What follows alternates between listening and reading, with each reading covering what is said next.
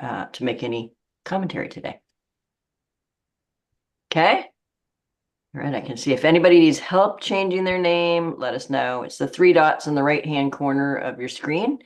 If you take your arrow up to the right hand of your picture, then we can do this here. Here we go. I'm working on it, Graham.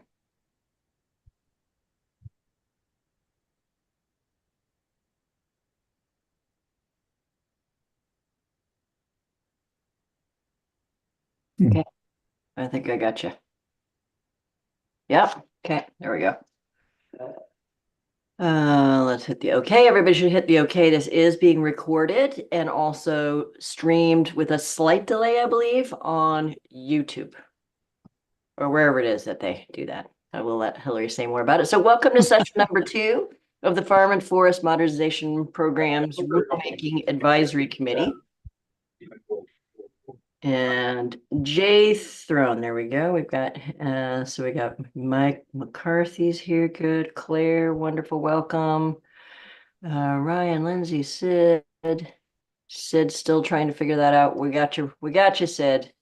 Hang on one second. Okay, there you go. You're now a member of the RAC. And we'll do the same thing for now. Jay Throne, is that someone, Hillary, on our list? I don't remember that name. No. Okay. I'm actually on the list of the RAC.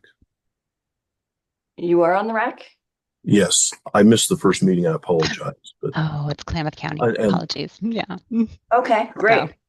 So can you change your name? I'm trying to figure out how to do that. My apologies. That's okay. So if you take your pointer from your computer, put it over to the right-hand corner of your little picture, there should be 3 dots. Okay. Hit the 3 dots. Okay. About halfway down, it says rename. Okay. I'm doing that right now.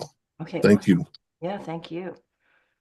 Okay, and then let's look on page 2 here. Do we have more on page 2? Yeah, we do. Yes. This is Matt Lissignoli, and I'm on an iPad and I don't see how to get on there. Oh yeah, it's hard. That's hard on iPads. Yeah. So let's This is Peter Carnegie, and I have the same problem as Matt. Okay. All right. Can someone get I'll get Peter. Can somebody get Matt?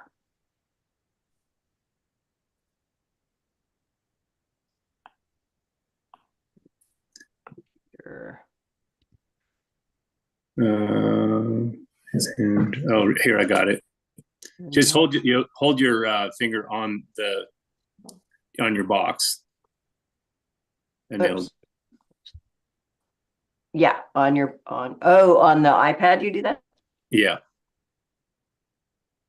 Okay, I got Peter. And then we've got Thrive Hood River Public and Claire Zielinski, who also is public, I believe. So we'll add that there too. Great. Oh, shoot. And Matt is there. Good. And I'm just going to add the RAC to you there, Matt. Oh, okay. You got me. I gotcha. Okay. Okay. Have we got everybody? All right. Great. Everybody accounted for? Oh. You all look so happy. You're watching us do these things.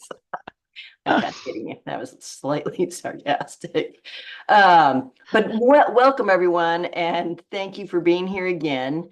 I do want to start out the day just by saying that I've had an opportunity to talk to a couple of folks between last meeting and this one. I had an opportunity to watch the Senate hearing from a week ago. I don't know if any of you have seen that. On farm and forest issues. It was a very informative meeting that I strongly recommend you watch if you aren't steeped in this information already.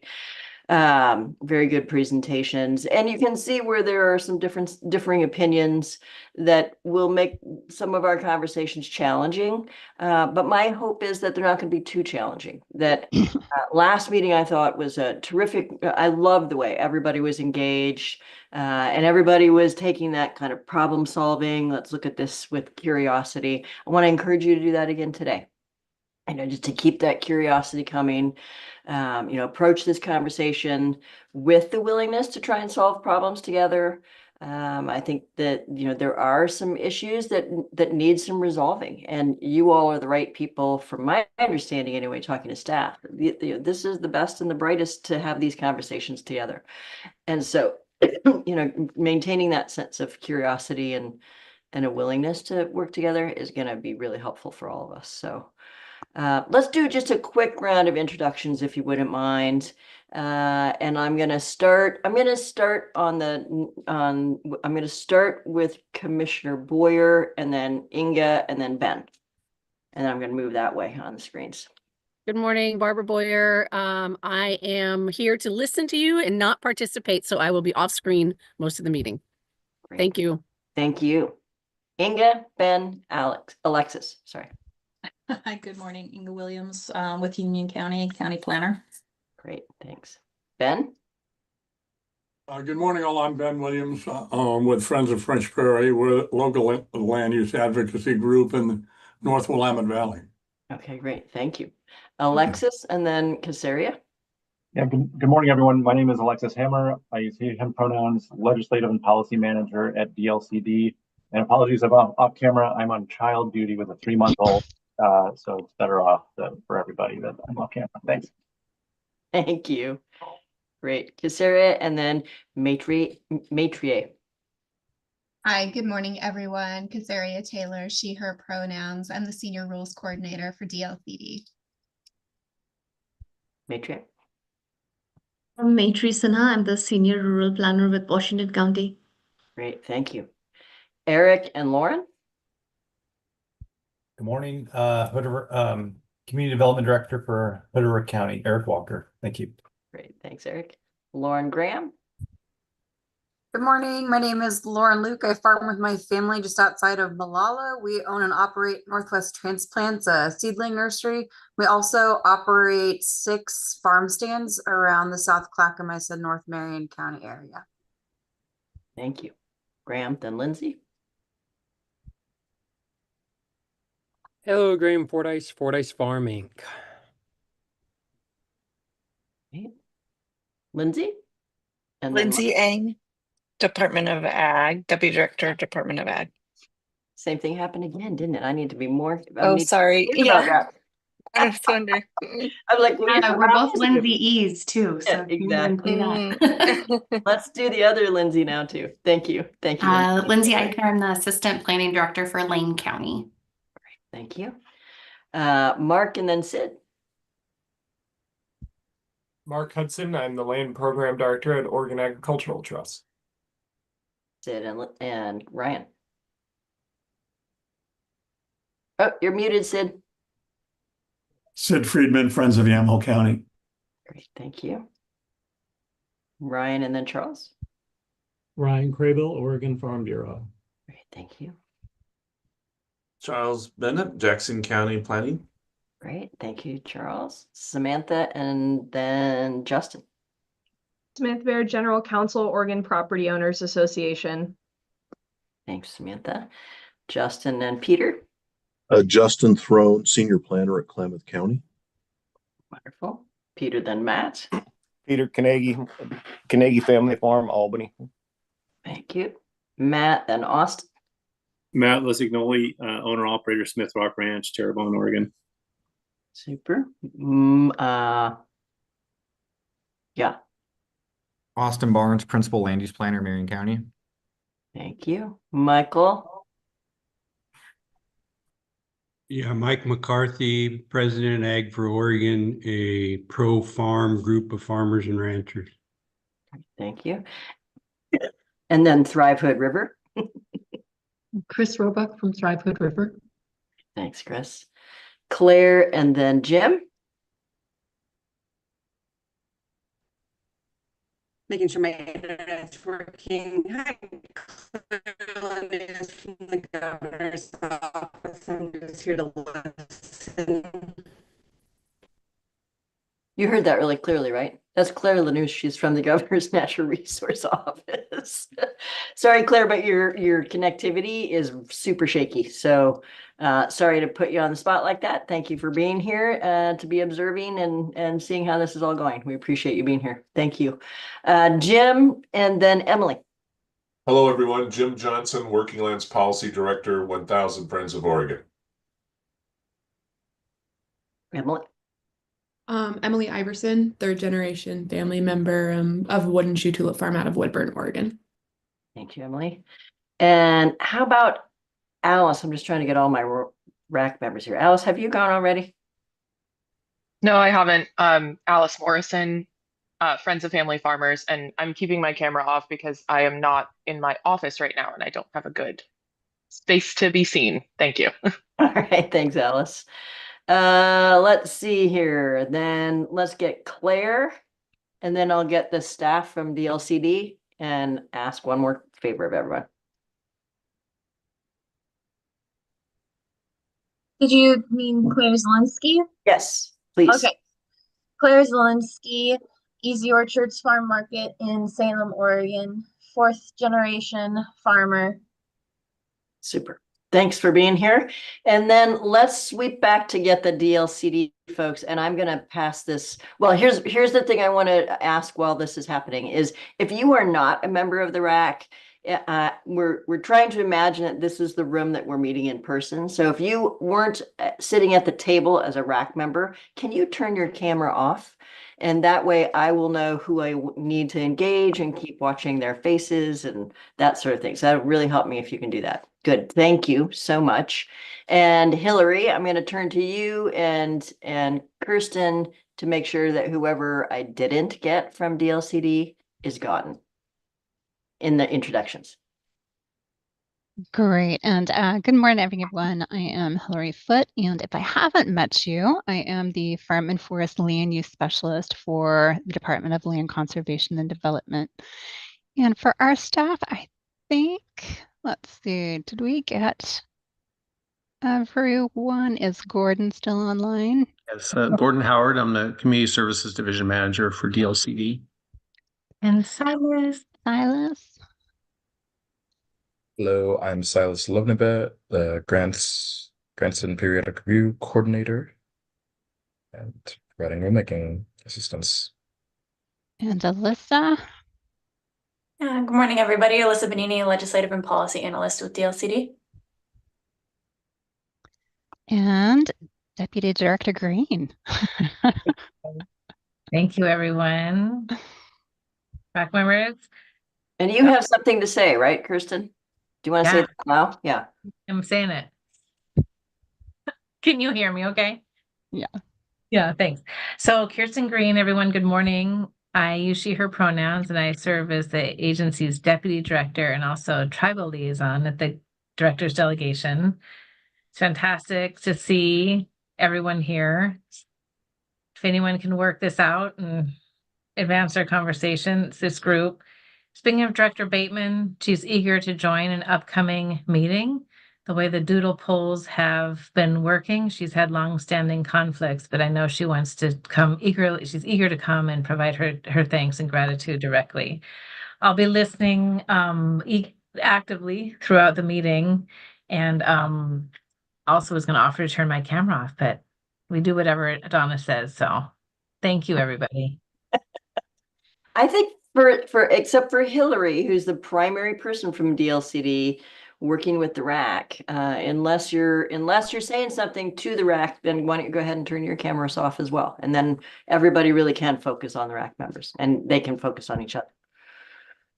Great, thank you so much for that, Kirsten, and we will look forward to seeing the director hopefully when she can come, maybe next time. But I do know this is, I can also, as an outsider, attest to all that this is really important to her, and she's really excited and grateful that you're here. So just passing that along as well. Okay, Hillary, that's it. Let's take it away. Thank you so much, Donna. So I thought we'd take just a moment to review the agenda for this morning really quickly before we get started. And so we're all on the same page about what to expect this morning. So this morning we are going to be engaging 2 of the 5 topics that were identified as part of the legislative work group on agritourism. So we are going to start actually taking a little bit of time before we get there, though, to review process and schedule and answer any questions that folks might have on that. Then we'll launch into discussion on our first topic for the day, which is going to be focused on promotional events that are hosted at a farm stand in conjunction with a farm stand. Following that discussion, that is when we will be holding a public comment period. So mid-meeting, we'll be opening up some space for members of the public to come and provide some comments verbally to our Rulemaking Advisory Committee. This is a new component of state rulemakings, and we will talk a little bit about how that's working prior to that portion of the meeting. All right, so following public comment, we're going to have a break for about 15 minutes. And then we will provide some time for the RAC to discuss any of those public comments that they received. And then we'll launch into the discussion on the third topic for the second half of the meeting. And that's going to be about farm stand structures and where promotional events occur. And then we'll end up the discussion today with a little bit on next steps and what to expect between RAC meetings. So that's sort of how we expect the morning to unfold. And I would just also note on the agenda that's posted online, you'll find contact information for both Kasaria and Silas. And if you have any technical issues during the meeting today, please feel free to email or text or call either one of them for any assistance. Okay. All right. And Donna, did you want to say anything quickly about our charge before I go over the schedule? Or I'm sorry, our operating agreement. The operating agreement, I think I'll just say what I said a moment ago, which is for those of you who have just joined us for the first time, there is an operating agreement that the advisory committee agreed to at our last meeting. We walked through it pretty extensively last time. I think, the things that stand out to me that help in these sorts of situations is approach the issues with a willingness to listen to everybody, curiosity about what they have to say, speak as though you're right when you speak, and spend the rest of the time listening as though you might be wrong.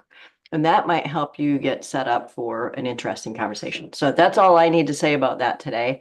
But do want to invite folks who have not been here or have not been part of this process to check out the operating agreement if they want to. Great. Thank you. Thank you, Donna. All right. So last RAC meeting, we had some discussion around the schedule. And so I do want to revisit that this morning before we get into the conversation. So this RAC is discussing 5 topics, again, that were identified in the 2020 Legislative Agritourism Work Group that met in February. And at our last meeting in May, we heard ideas focused around the primary use of a property hosting a farm stand and also around the primary focus of a farm stand development. So the key points from that conversation are documented in the meeting notes that everyone has reviewed. Those are posted online in the packet for this meeting. And we've also received written comments from a variety of folks related to that first discussion. And those comments are posted to the rulemaking website as part of this packet. And I just wanted to thank people who took the time to provide those to staff. We do find the clarity in those written proposals helpful addition to the discussion that we're having. And I did just want to make a note that written comments that we receive more than a week in advance of the RAC meetings are going to be included in the meeting packets for the RAC meeting. Comments received after that sort of time after a week before the RAC meeting are going to be included in the packet for the next RAC meeting. So comments that we received before May 23rd were included in this packet. Comments received after May 23rd are going to be posted in the packet for the June 24th meeting. So I do want to acknowledge that we've received some comments that were in the packet that's posted to the website. Those will be posted in the packet that goes out prior to the June 24th meeting. Okay. All right. So today we're going to be discussing promotional amends. More on that in a moment. And then hey, Hillary, I'm sorry to Yeah. interrupt you. Can I just say also one more thing about the comments that we're getting? So we are tracking those comments. Well, I just want to let you all know that we're tracking those. Both Hillary and I have documents that are, I'm happy to report to you, lining right up of what are the suggestions that you all are making, putting them in for each of the issues, keeping track of all of that. So staff has a really clear way to look at that. And we probably will share one of those with you before the next meeting. So you can just see the different comments that are coming in per issue and track along with us. Yeah, right, thank you, Donna. Yeah, I just want to let people know we're not just like saying, oh, here they are, let's put them over here in a file. We're actually looking at them, thinking about them, and we'll be including them in the thinking going into drafting. Thank you. Sorry to interrupt. No problem. And so then at our June 24th meeting, at our next meeting, we are going to be talking about 2 additional topics, the last 2 topics, and that's going to be a conversation about prepared foods that are sold at farm stands. For example, what are prepared foods versus menu service? To what extent may prepared foods and beverages be offered at a farm stand?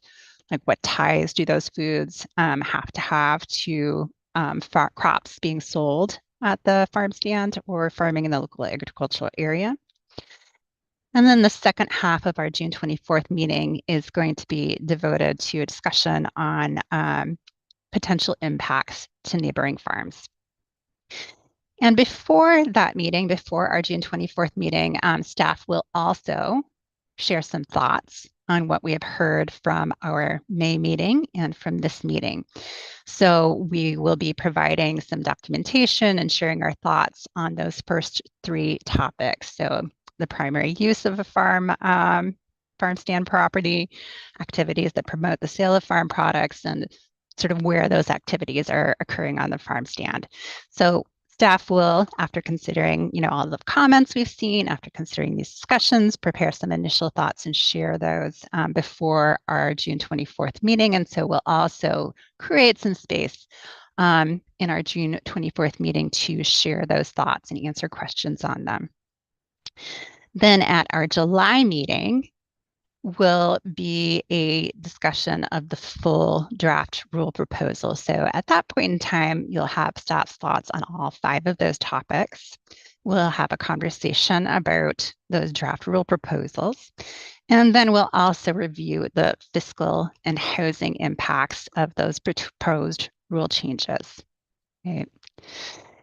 So after that meeting on July 18th, again, the agency will make any needed adjustments to that rule proposal based on our conversation at the July 18th RAC meeting, based on any additional written comments that we receive. And then in August, the proposal is going to go through an internal agency review process, including review by the Department of Justice, which is like our counsel. In September, the Secretary of State will then issue what's called a notice of proposed rulemaking. And that notice that goes out probably September 1st around there will contain the sort of formal agency rule proposal. And that then is going to be the proposal that will be considered by LCDC, the Land Conservation and Development Commission, at the September hearing. And so, as I noted last time, it would be really ideal if this group comes to a place where we all agree on those proposals, but that doesn't necessarily need to happen. So if there are comments or perspectives from the RAC that we choose not to integrate into that rule proposal, that'll be noted in our staff report to the Commission for the September hearing. And at the September hearing, LCDC is going to review and listen to public testimony as they're considering the rule changes. And you'll have an opportunity to participate as a member of the public and provide any additional comment or perspective directly to the Commission during that hearings process. All right, so last time we talked about moving the adoption hearing and moving the close of public comment. We did decide to do that. So the adoption hearing at LCDC will be at their December meeting, which is the first week of December. Public comment is going to close on November 7th at 5 o'clock. Okay, and so after November 7th at 5 o'clock, there will be no additional public comment. So that's sort of what to expect over the next several months. And I just want to check in with RAC members and see if there's any questions on the schedule or expectations for what's going to be happening. Yeah, schedule expectations or that process outline. Yeah. Questions, anybody? I don't see any little hands. There we go. Samantha. All right, took me a second. Do we have an estimated date in August when we might see a published notice? So I believe the notice will go out from the Secretary of State that first week of September. Casaria, is that correct? Yes, Hillary. Samantha, the Secretary of State publishes the notice the first of every month. So we will be working on that draft in August, and we'll have to get it to the Secretary of State several days before the first. That way it can go through their process. But then it'll be posted in the Oregon Bulletin on the 1st of September. Not long after that, we'll also put a copy on our website associated with this rulemaking. Thank you. And I will also email that posting to all of the RAC members, and there'll be likely a link to that on the rulemaking website as well. Right.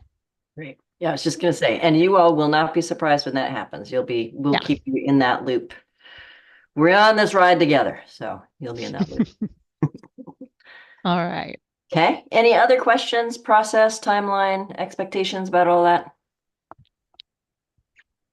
Lindsay Ing was waving at someone other than us. Good. Sorry about that, Lindsay. All right. All right. Good. There was a bug. Substance. Are you ready for the substance? Do it. All right. Checking in on our charge. Again, really quickly, this is the direction from the Commission. It's fairly broad. It's to consider potential changes to our rules concerning farm stands. And what we're going to be talking about today, this morning, is what is sometimes referred to as the promotions clause. And that is the allowance for activities that promote the sale of farm products, the farm operation itself, or agriculture. And just to be clear, what we're hoping for is feedback on how we can make the statutory language clearer, easier for counties to implement, and easier for applicants to understand. So again, we can't change the actual statutory language. That needs something that would need to happen, need to be done by the legislature. But we can clarify that language and expand on it to make it easier to understand. All right. So again, starting with I want to just highlight that because I think somebody at the end of our last meeting had said that. It's like, what is it that the RAC is trying to do here? Trying to take that, looking at the statutory questions that are there, not even question. We do have some questions for you that will be clear for each of these conversations today. But really looking to make sure, is this clear enough? How could it be clearer? In a rule form, not statutory, so we're not changing statute, but from the rule perspective, how can we make this clearer and then easier for planners and farmers who are coming in to work with planners about getting permits or not getting permits? So really wanting you to be thinking that way, clearer, easier. Okay. All right. Thanks. All right. And just refreshing, a little bit of the context and background here. So again, exclusive farm use zoning. And that's what we're talking about here. That's land that is zoned for exclusive farm use. EFU zoning is applied to agricultural land in Oregon that's intended to be protected for farm use. And that zoning is applied based on the capability of the soil or on the suitability of that land to contribute to the type of agriculture that's occurring in a particular region in Oregon. In addition to farming, there are certain non-farm uses that are permissible in that zone. And those uses are identified by the legislature and listed in Chapter 215 of statute. And only those uses are allowed to be developed on farmland. One of those permitted uses is a farm stand that sells locally grown crops and livestock.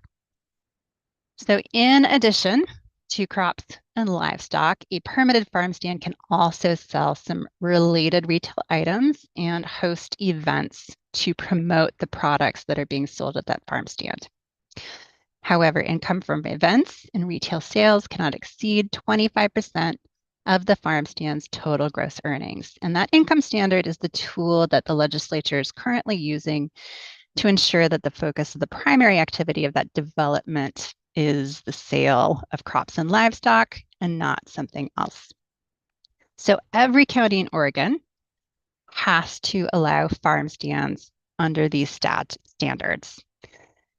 Counties cannot impose stricter land use limitations on farm stands. And as a side note, I want to intentionally stress the land use limitations here because there are likely going to be other agencies involved in the regulation of farm stand activities as well. So Public Works, County Health, Sanitation, OLCC, those are different regulations. Those are not land use standards. So we're going to focus on land use standards. And because farm stands are what planners refer to as a sub-1 use or an outright use, there is an assumption that a farm stand permitted under these standards is inherently compatible with farm and with timber operations that might be occurring in the surrounding area. So an applicant for a farm stand does not necessarily have to demonstrate that they're not going to have a negative impact on their neighbors as part of a permit review process. So a little bit of history again about the promotional clause that we're talking about today. So the allowance for promotional activities to be conducted at farm stands for a fee was added in 2001. It was not part of the original farm stand statute. And so it's a more recent addition. And that legislative history indicates that when this was added, the intention was for it to be a modification to allow some fee-based activities to occur at a farm stand while avoiding an unintended consequence of, allowing some large-scale commercial activity or restaurant going into a farm zone as a sub-1 use, as that sort of allowed use. So it's important to note here that there are other pathways in statute for different types and scales of event businesses. So in exclusive farm use zones, larger scale commercial businesses are reviewed under a use category called a commercial activity in conjunction with farm use. Smaller scale commercial businesses can be reviewed as home occupations. And these are what we call sub-2 uses, meaning that they are only able to be permitted if there's evidence that's provided to the county that that business isn't going to have a significant negative impact to the farming operations in the surrounding area. It's essentially a good neighbor test, right? So then in addition to a commercial activity in conjunction with farm use or home occupation, there's also a separate permit a farmer can obtain for agritourism and other commercial events.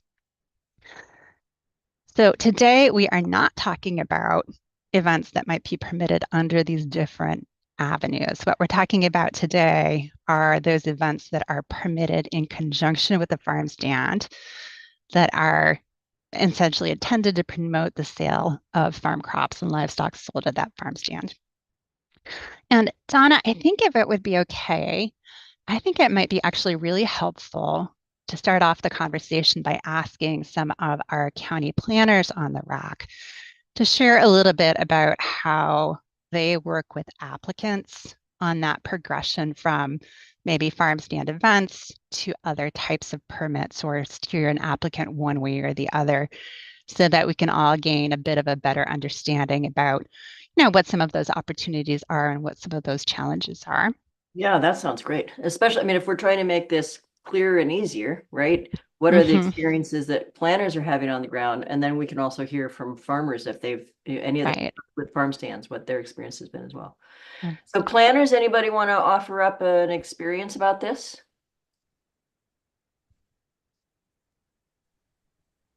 Don't all jump out at once. Is that Well, I'm just having a couple of, this is Justin Throne from Klamath County. I've had a couple of farm stand applications that have run into hurdles with other agencies, primarily the building department, micro distillery on farm, totally using the farm products, very legitimate. Currently now it's a farm stand for a winery.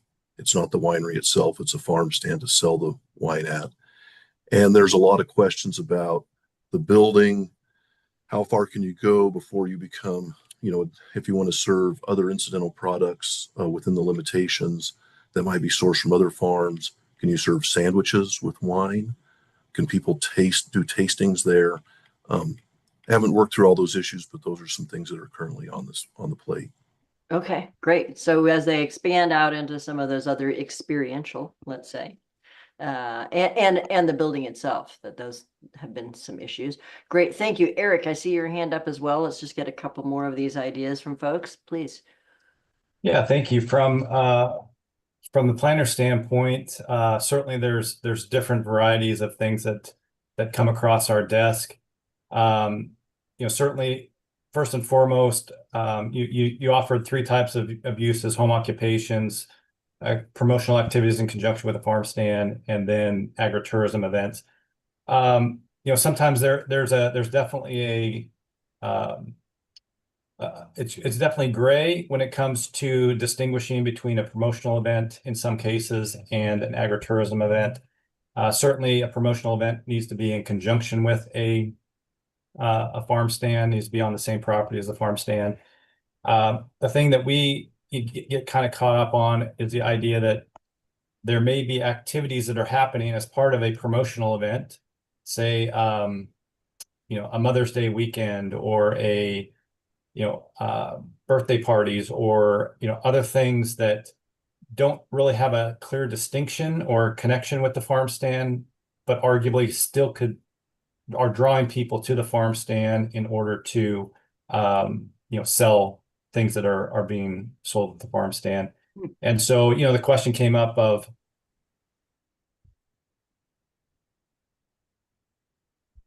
where you can come and pet the baby, goats and cows and whatnot. But the farm stand sells produce. They don't sell livestock products. And so does it have to be something that you sell that you're promoting, or is it just you're promoting farming activities in general? And so there's a gray area there. And then certainly on the intensity of the use, there has to be a call that is made of is this really connected with the farm stand, or is it something beyond that?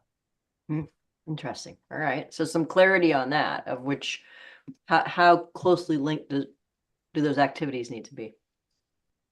Interesting. Okay, good. Thank you. Austin, please. Yeah, so I definitely echo a lot of what Eric said. That's we're operate and deal with a lot of that same gray area. I'm still working on what language I think might work for this, but I think what would help county planners and people applying for farm stands is sort of drawing a line or there being some distinction between what is the promotional activity allowed with a farm stand and when does that become agritourism, or does that matter? Is that a focal point, right? Because I think a lot of people come in here with ideas for things with farm stands that we're at the counter saying, well, I think that might bleed into agritourism. But if you're kind of just doing it like once on a weekend, maybe once in the season, maybe it's not agritourism, maybe it's a single day agritourism that doesn't actually need a permit.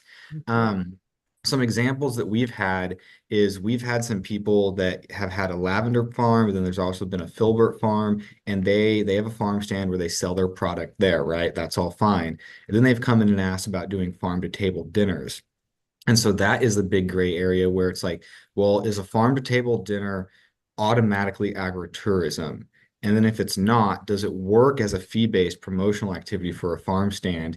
And then how much do they have to promote what they're selling there? So in like the case of a lavender or filbert farm, those aren't necessarily staples of many dishes, right? The bulk of the food you're going to eat is not going to be lavender or a filbert, right? So is a farm to table dinner if you're not like producing the beef and producing the cheese and producing the greens? Is that actually allowed as agritourism or in a farm stand? So that's the gray area that we deal with. It. If I think if that part could be clearer, people would know more of those promotional activities they could do. Because if you read kind of the construction of the farm stand rule, a lot of the examples from back in the day are like hay rides and relatively simple, typical things, but we've really expanded past that and people have a lot of new ideas now. So some clarification on what kicks you into agritourism or what's not fee-based promotional anymore. Interesting. Okay. Really good. And of course, some of us now, you have challenged us to come up with every recipe we can think of with lavender and hazelnuts. I've got the whole farm to table thing now, Austin. So Yeah. from the appetizers of the roasted nuts to the lavender ice cream at the end. You can be a consultant for them. Right. And really helpful to understand that figuring out a way to clarify that, that makes sense for this particular permit versus other permits somebody might need. That's really helpful. Thank you. Maitre, and then Charles. So we see all kinds too. I mean, we have some farmers genuinely interested in establishing a farm stand to sell their own products. And those are really easy to approve, but sometimes we do see applicants they start the conversation about farm stands, but then it steers more towards events rather than sale of products. And part of the reason I believe we see this in Washington County is agritourism by itself is not permitted as a standalone use. So some of the events that are allowed, like weddings or maybe other larger events, people find it easier to host them in conjunction with a farm stand.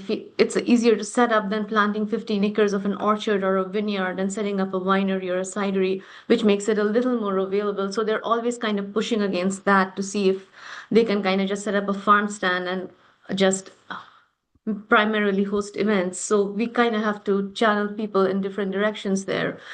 And one thing I feel would help is I'm a big fan of presenting information in a tabular form or bullet points. So some clarity on the types of events that can be allowed and the ones that are specifically a no-no with farm stands, having all of that kind of put together with some guidance on maybe the scope of the events, how large they can be, how many people, some limitations. If all of those are presented as guidelines for staff as well as people interested in setting up a farm stand, if all of that is available, then we can all kind of keep the expectations clear and proceed accordingly. Super helpful. All right, great. Yeah, and if you have some ideas about that, what that table might look like, please feel free to share that with us. All right, we'll include that in the ideas for all of this. Thank you so much, Charles. Yeah, I would add that I agree with everything the planners have said so far. We've had the same troubles. Also, really defining what is the farm operation, because we get folks that, again, a lot of our farms down here are rather small acreage, small lavender or whatever, and so they end up avoiding the farm stand. We don't do a lot of those permits because their primary focus is the activities that they're interested in having. So the wine tasting or the winery itself, I think, are the major things, the commercial activities in conjunction with farm use. But understanding when we do get a farm stand is like, well, what is your farm operation and how you're going to limit you're limited by the ratio of the 25% of your activities. So when I was looking at the citations or the circuit court case in Bella, and I looked up Bella seems huge compared to what we have down here. And to have, I mean, they were asking for 45 events per year with 150 guests and and then additional events, 25, the seasonal things. That seems like a a lopsided ratio of events per what they're actually growing on site. So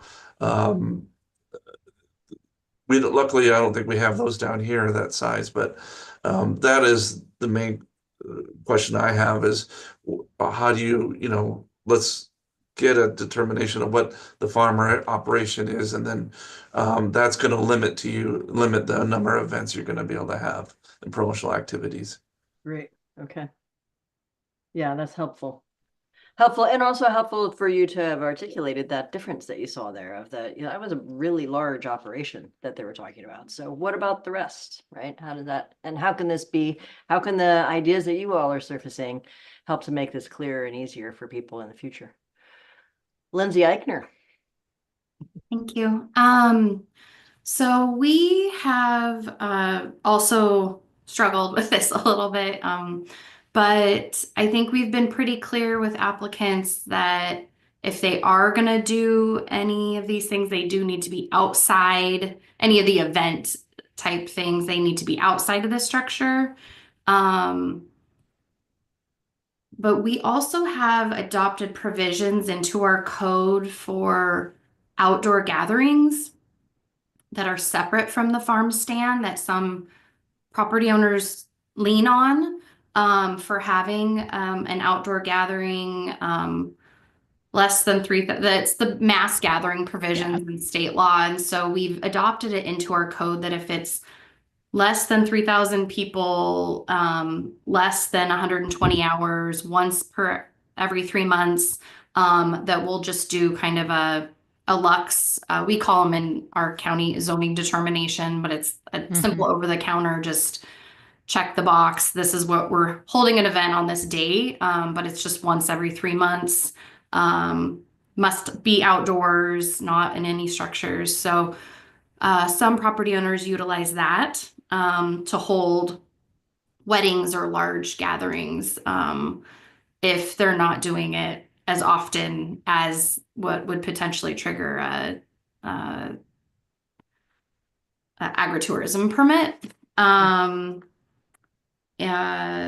So we've worked with property owners on that. I feel like the serving food, which I know we're getting to next meeting, that is most common of us trying to work with farm stand owners of how to navigate serving food, where they really want to encourage people to come out and get their farm crops or whatever else farm products that they're selling, and they want to be able to offer their clients food and beverages. So that's been tricky to navigate. But the events, we really try to minimize anything inside and encourage the hay rides and things like that that are, carrying somebody out to get their pumpkins or different aspects of actually going out and seeing the farming operations. So, and you encourage them or discourage them? And we support those. You support those. Okay. Yes. Just wanted to make sure I heard that right. Yes. Okay. All right. Interesting. So different approach of a county saying we're going to use these, we're going to put this into our code and make it really clear for people. So very helpful to know what some of those clarified, I guess, limitations, allowances, depending on your view, would be. Thank you for that. Thanks, Lindsay. Any other planners want to add in here? I think we might have heard from them. Thank you for that. And how about on the other side of the desk, from the farmers, the farm perspective? Is this, when you've gone in to ask about some of these permits, or as you've been thinking about these, is there something that would help you to be clear? And is it helpful just to do it at the county level, or does it need to be in the DLCD rule? Samantha, please. Yeah, so I really appreciate the discussion so far, and it's so helpful to start these out hearing from the planners of how different folks are approaching this. I have spent better part of the last 2 years helping farmers from all over the state with agritourism permitting and farm stand permitting and compliance. And I have just a couple of thoughts out the gate based off what we've already talked about. One, I want to just point out is yes, you can permit these as commercial activities in conjunction with farm use or through the agritourism statute, which are sub 2 uses, but those are definitely not they're not an easy path forward because of the statutory and rule requirements around both of those permitting pathways. Specifically around the farm impacts test. The farm impacts test, as any of us who were on the last rack of this know, has been interpreted by courts and is now in the current rule form adopted by DLCD. It's a very difficult test to apply for. And if you are in any sort of an area where you're not having just like unanimous support for what you want to do, it's going to result in litigation most likely. And so it's having to go through the farm impacts test is just like a huge barrier for people that they just like don't feel like they can overcome. It's really overwhelming. And that's for the other rules, right? So That that's is, yeah, if you aren't doing a farm stand permit, Yeah. it's a sub 1. Yeah. So if you're going to do the other 2 ways, Up it's to. not like when I'm advising people, it's not like I'm like, oh, well, you could just do it as a, commercial activity in conjunction farm use. That's not an easy pathway forward to advise Not people. as easy as it sounds. Okay. All Yeah, right. and then Helpful. 2, the other thing is the agritourism permits are not available in all counties. And I actually think like a very few amount of counties actually have adopted that into their code and allow that as a viable permitting pathway. So in my experience, how most people are doing agritourism events, is that they have a farm stand and they're doing it through the promotions clause. Okay. Because it is a sub 1 use, counties have to allow it, and it's just there's less barriers to allowing farmers to do what they need to do than the sub 2 uses. Okay. So I just want to make that clear out the gate. All right. The other thing that has been a challenge when we're talking about fee-based activities to promote the sale of farm crops is the language promote the sale of farm crops. So I'll just, and they've already identified, like, done a great job identifying all the gray area around that of like, what does that really mean? And so, for example, I had a farmer who has a farm stand, and they were doing classes for kids, and teaching kids how to milk cows. And the whole experience is like they go into the dairy, they see how the milk cows, they learn about the farm, they learn why the farm is doing what they're doing, they learn about agriculture, they're brought into the farm stand, they get like a little sampler and stuff with their parents, and then parents shop around. And they had a compliance issue because the planner, they had a complaint filed against them, anonymous complaint. And the planner had to look at it and say, well, you're just teaching kids about agriculture. You're not actually in that class saying buy this cheese or buy this milk-based product. And therefore, like, you're not promoting the sale of the farm crop. And my client's response was, well, I am doing that. Yeah, it's not on the nose. I'm not going out there and saying, hey, kids, buy this specific piece of cheese. But by teaching them about why the farm was doing the practices they're doing, they were gaining consumer trust. Their parents were bringing the kids out, and they wound up shopping at the farm stand when otherwise they wouldn't have come out and shopped at the farm stand. It was building brand awareness. And so again, it's not what I just challenge folks to kind of think about is what does selling a farm product actually entail and how are you successful at it? And in today's day and age, consumer trust is really, really important. And so being able to do something that's, again, maybe a little different, but explaining why your specific farm uses the practices that they do, why they don't use chemicals, why you're doing regenerative farming, teaching them about agriculture builds that consumer trust, which is, it is marketing, it is advertising, and that is how they get people to choose to buy their product instead of going and buying, you know, another farm's product. Right. But I don't think, you know, based on just a black and white reading of that rule, that ag education is allowed.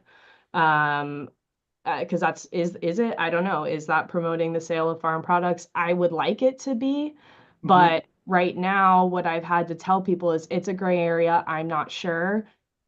So we're going to have to permit your ag education class as a commercial activity in conjunction with farm use, and we're going to have to go through the farm impacts test, and it's going to be challenging. Yeah. Okay. All right. So good questions for everybody to be thinking about in terms of that, you know, ag education as, is it promotion? Is it something else? What is it? And is it right on the farm? Good. Thank you for that, Samantha. Alice, Sid, and then Mike. Thank you. Yeah. So I also wanted to talk about the farm education component because in between these meetings, I've been hosting office hours with the farmers that I represent to hear their concerns and what exactly they would like to be addressed or the use cases that they're interested in. And it came up, there are examples that are about educating children about farm processes, but I think that we also need to keep in mind that peer-to-peer education and adult continued education are part of this conversation. And I had conversations with farmers who have SARE grants who are required to do outreach and education as part of those Western SARE grants, which are Sustainable Agriculture Research and Education grants that come from the federal government that are part of the landscape of how farmers do farmer-led research in this country.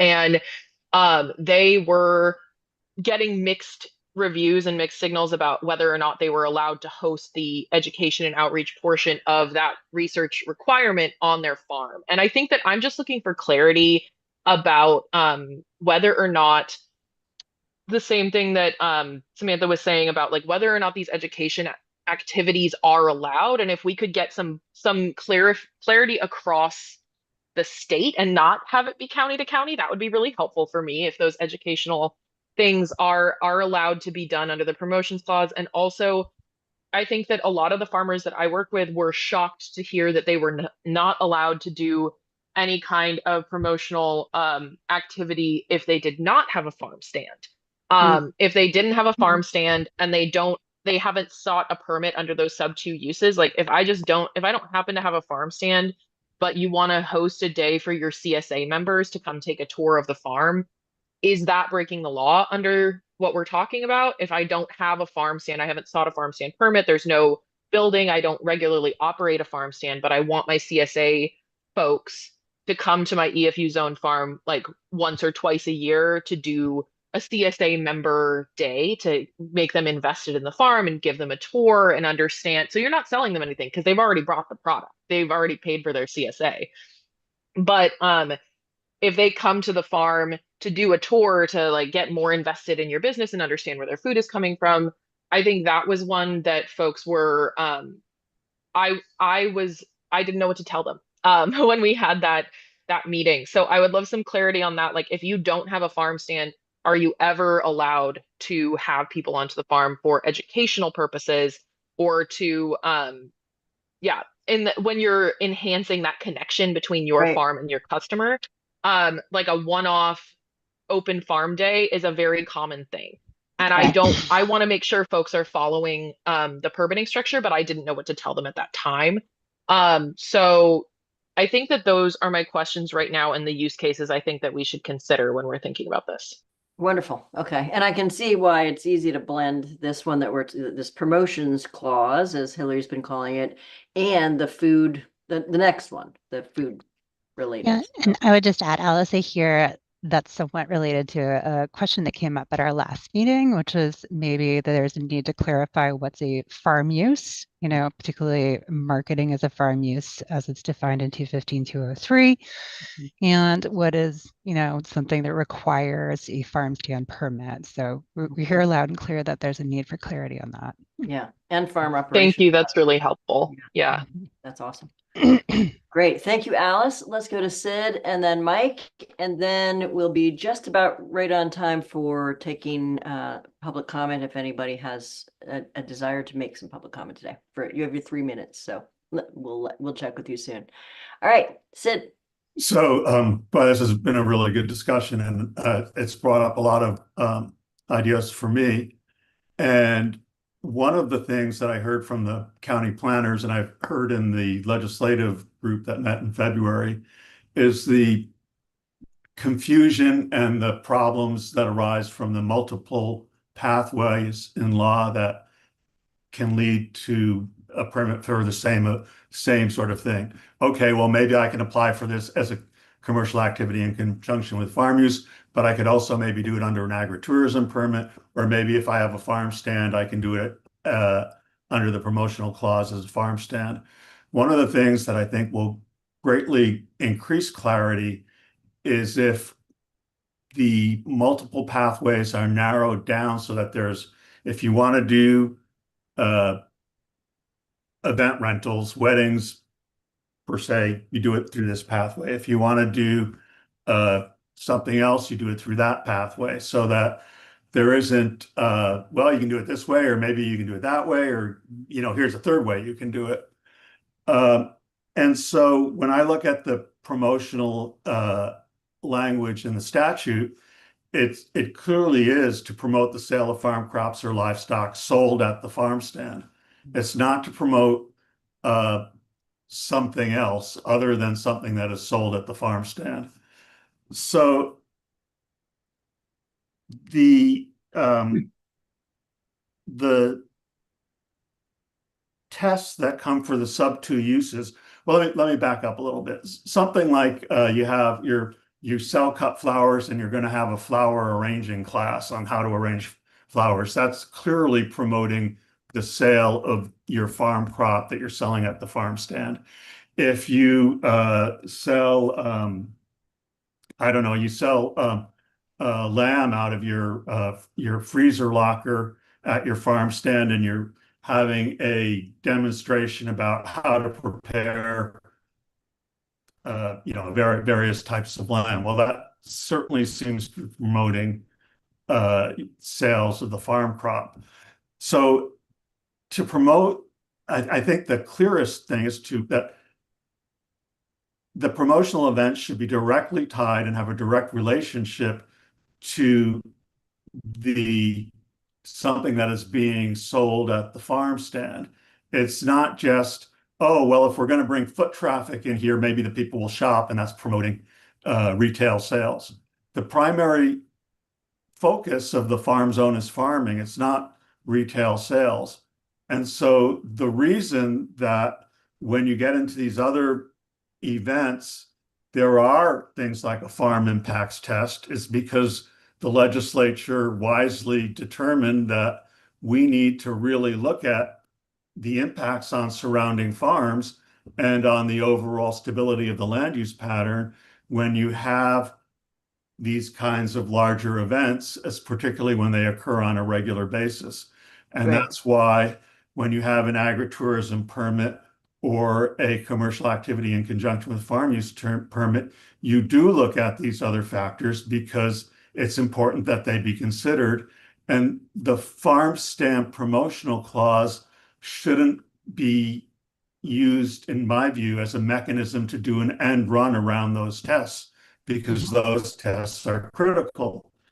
And I do want to push back a little bit on something Samantha said, that she said if you have any kind of opposition and it's not unanimous support, you're very likely to have litigation around a sub 2 use like a commercial activity in conjunction with farm use.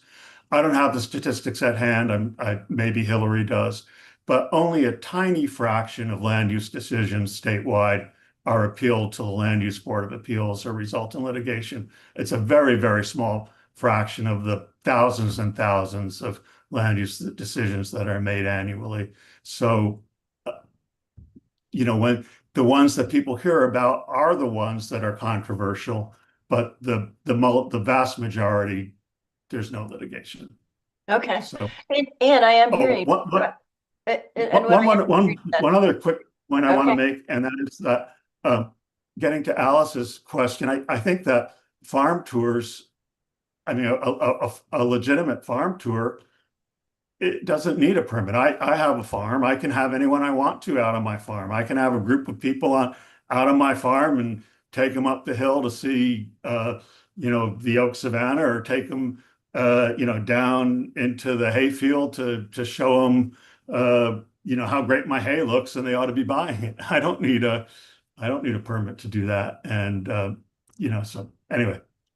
At least maybe in your county, right? I don't know about others. And the thing I am hearing is that, I hear what you're saying about the lawsuits and heard what Sam was saying about them as well. And what seems real kind of an interesting idea is as Maitre was laying out that idea of having some sort of table of what's allowed and what isn't, there may be some way to clarify some of these things of what are the things that are allowed, how many people, what's the, can you drive people around your farm? Does that even require a farm stand permit?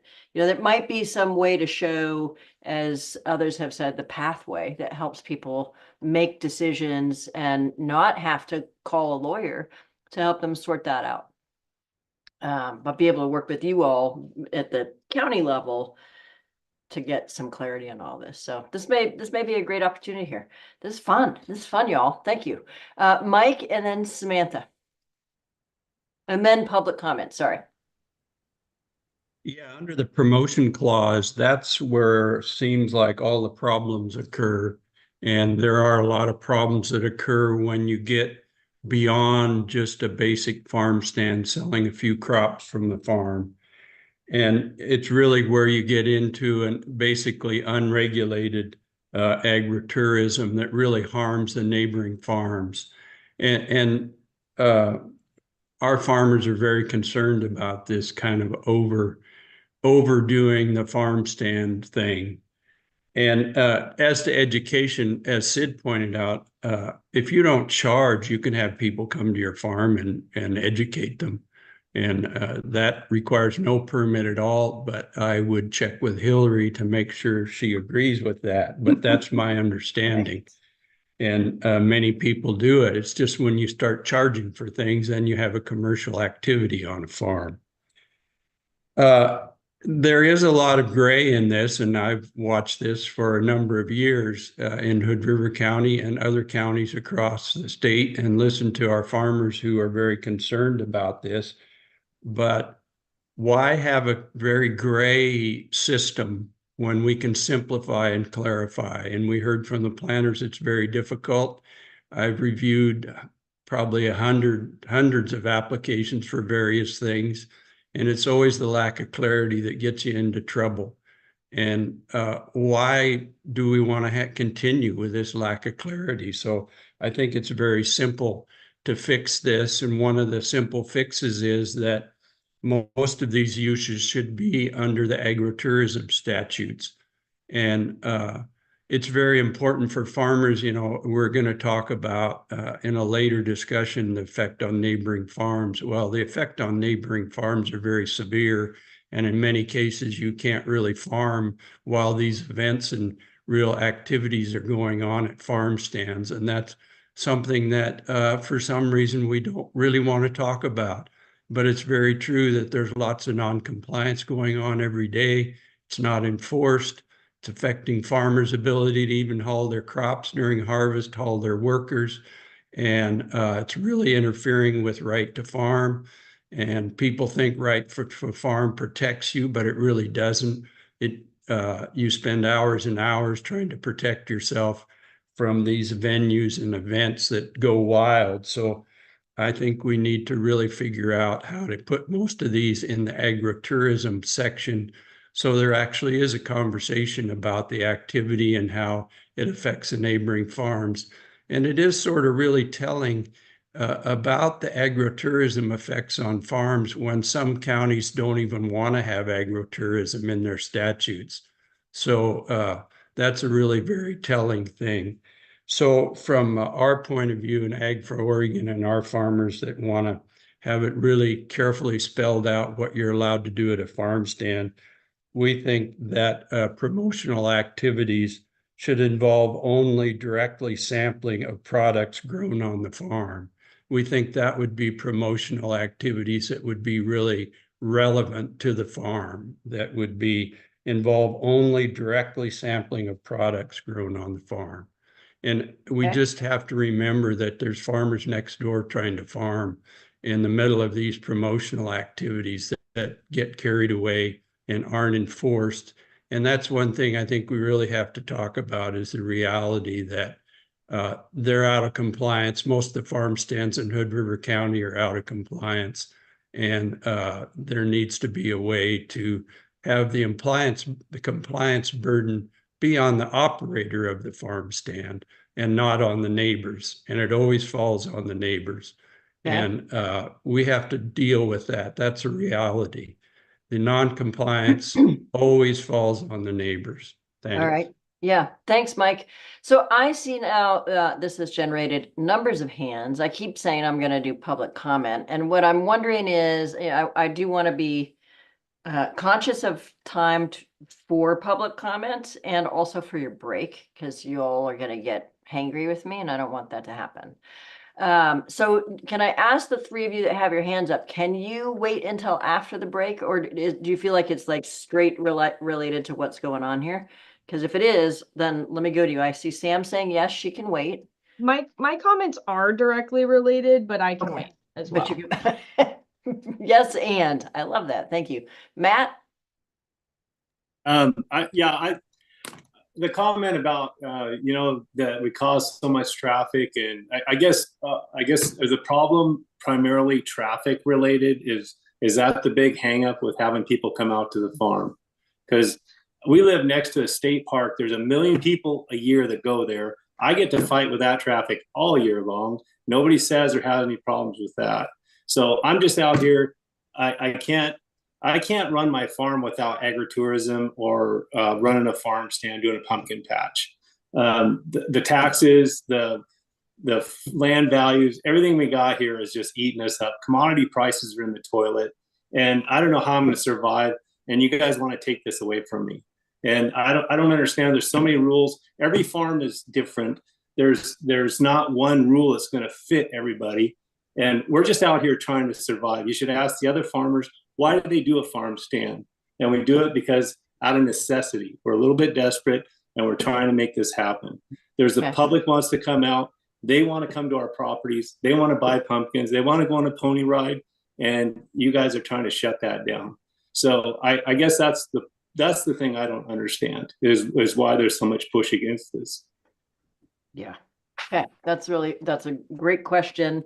And great perspective that you're right next to a state park already and having to figure out how to make those things work. So they are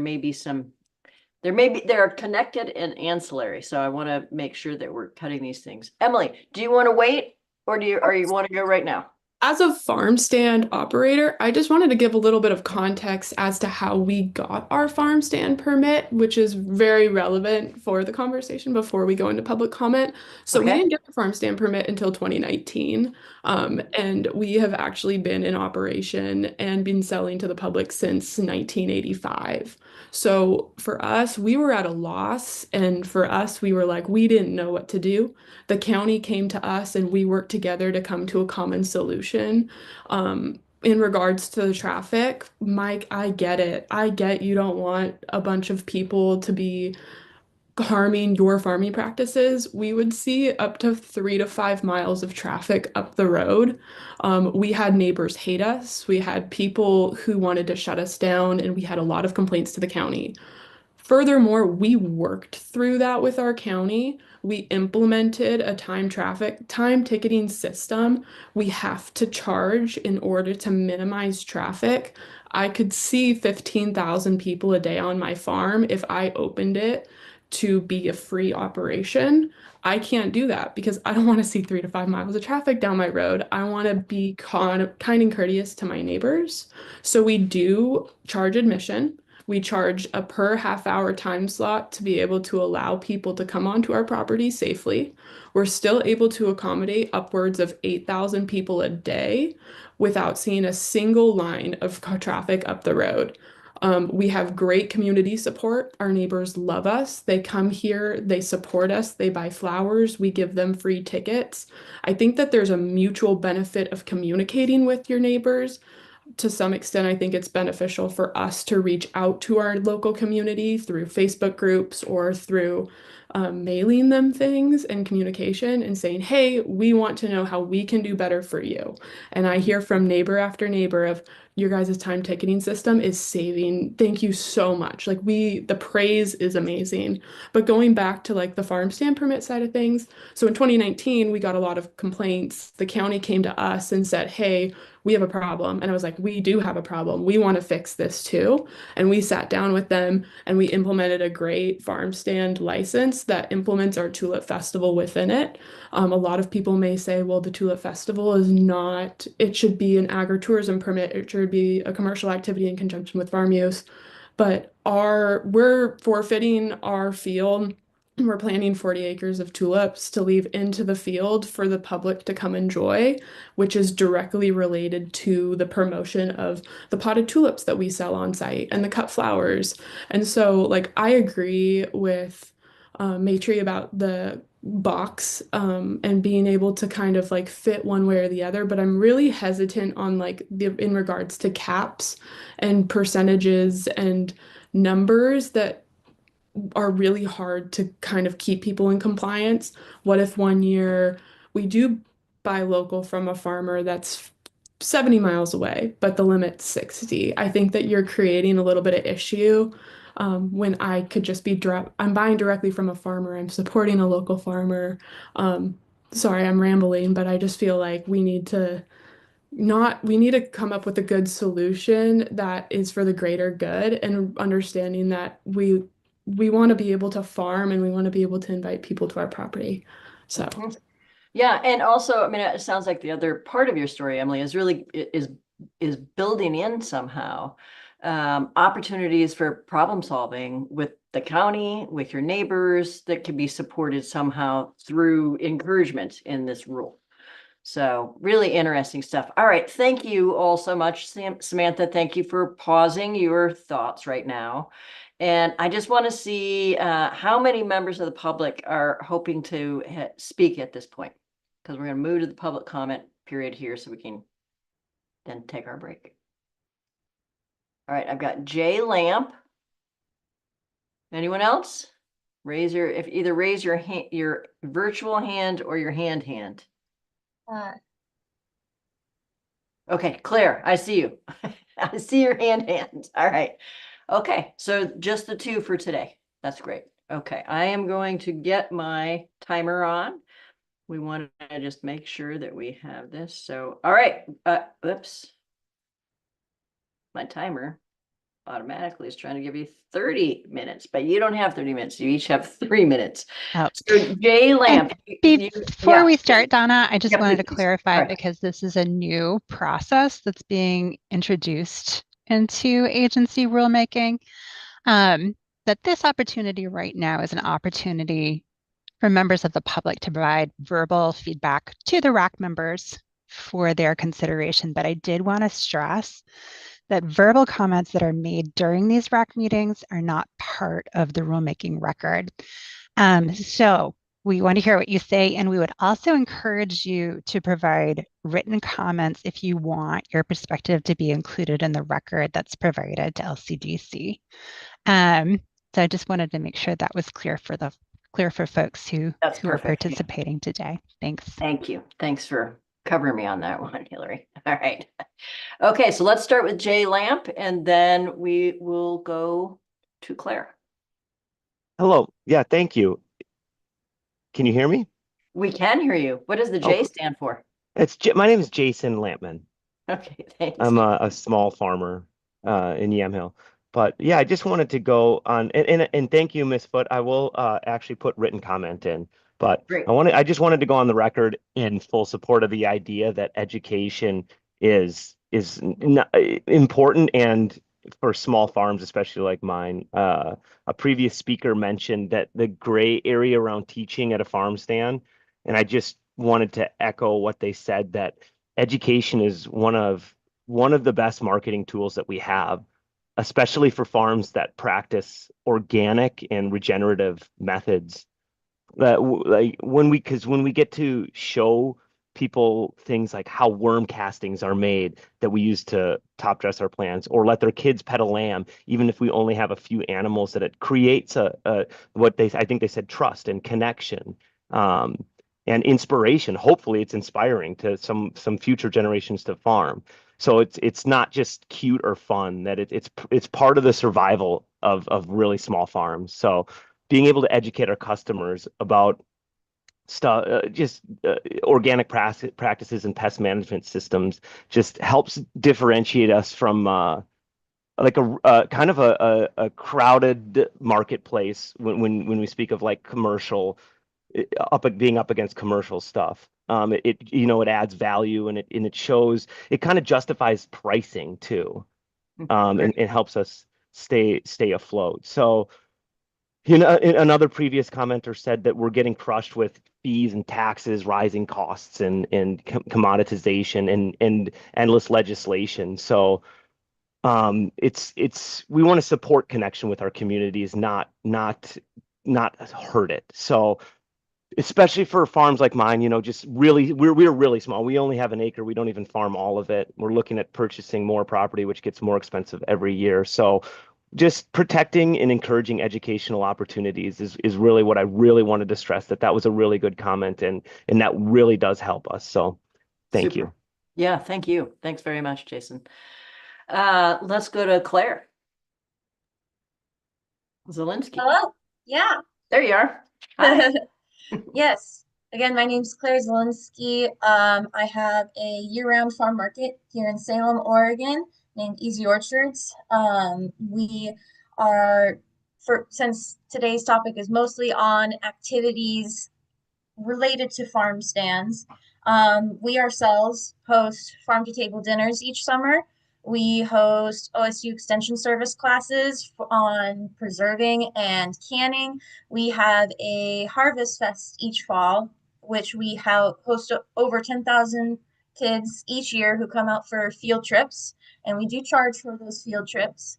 And then part of the reason why I mentioned that is that that's been mentioned before, charging or not charging for a field trip, or an educational experience. Part of the reason why I think it is important to allow people to be able to charge for educational experiences is because you are opening up your farm to the public, and there is risk with that. There is the agritourism limited liability sign that says, hey, you're entering a farm. There might be smells, uneven ground, and things that are happening on the farm that might even result in death. And so there's a risk with having people on your farm, and oftentimes a big insurance and that you have to pay. And so if people are inviting people onto their farm and charging for it, I think that there are other fees and things that they are charging for that need to be taken into consideration for their costs as a farm. And then globally, I am involved with a lot of agritourism organizations, and globally, I think that the trend for agritourism is focusing on food. I've done a lot of research and studying internationally on countries like Japan and Italy that have had great responses to their agritourism initiatives. Their agritourism initiatives really focus on bringing people to the countryside, because they have had a decline in the number of people who are living in the countryside, a mass exodus of people moving to the cities, which is something that we haven't really experienced here in the United States, but I think we could experience in the next 50 years. And so globally, a lot of people focus on farm stays, cooking classes, farm to table dinners, and traditional agricultural demonstrations. And another reason why I mention those is that, again, just related to that education aspect. There are things that we are teaching people about when they come to our farm that might not necessarily be related directly to the agricultural products that we grow and sell, but just about agriculture in general, because we want as farmers, we want people to be able to understand what we do. We are less than 1% of the population in the United States, and people find us to be a bit of a rarity. And if we can educate them about agriculture in general, it not only helps the public, but it helps us in the future when people have things to vote on related to in ballots and their voting. And I know I might be out of time. Yeah. That's your time. Just if you have one last statement, go ahead and do that. But I'm gonna wrap you up, Claire. Yeah, I know that Eric Walker from Hood River mentioned farm animals earlier, and I just wanted to comment on that, that I do believe that it is important to have quiet areas for kids and even adults when they are visiting farms. Not everyone is going to want to go on a field trip and be educated in a mass area. Sometimes what kids, especially special needs kids, need is something quiet, just going to a farm and seeing new plants and interacting with animals. We focus on being family friendly, and we have attracted a group, a large group of special needs people, and they really, and their parents tell me all the time, they really love coming here because we are quiet. We don't focus on Halloween and noisy, scary things. We focus on agriculture, and Great. there needs Okay. to be space for them as well. Awesome. All right. Wonderful. Well, thank you, Claire. And I understand you have some written comments as well. So we'll look forward to getting that passed to the RAC, those, I should say, passed to the Rulemaking Advisory Committee after today's meeting. And with that, I'm going to close the public comment period, say thank you very much to our public commenters, and I'm going to give the advisory committee your 15-minute break now, and we'll come back, have some conversation about what you've just heard, and then move on to hear from Sam, and then move on to the promotional activities and inside farm stands, outside and inside. Thank you all so much. 15 minutes, so back at 10:44.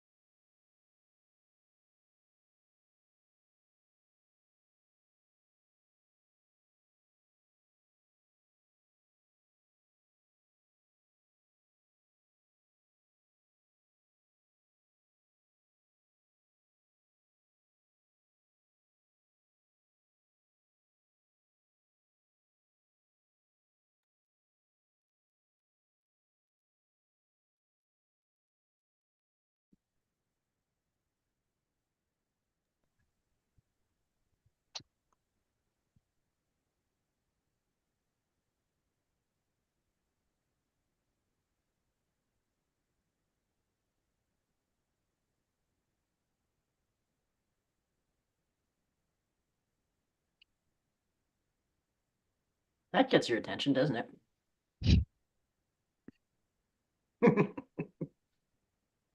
So if RAC members, yeah, thank you. If you can turn your cameras on when you come back, so I know I've got many, if not all of you back, that'd be great.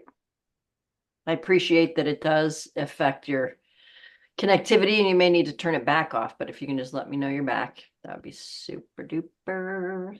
Thank you, Jim. See you there. Great. Got it. Thanks. Samantha, Emily. And down here, we've got a few more people. Great. Okay, this is looking good. That seems like we got a lot here, and others can filter back in. So let's just first, any comments, reflections on what you heard from Jason or from Claire? Sorry.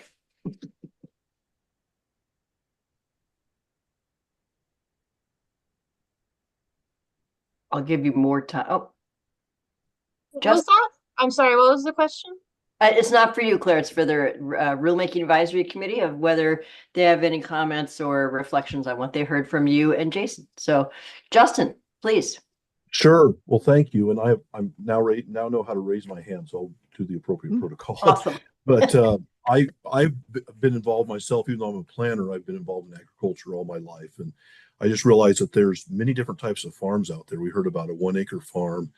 The average size of the farms, in our county and on the eastern side of the state, is in the hundreds or if not thousands to actually support a family.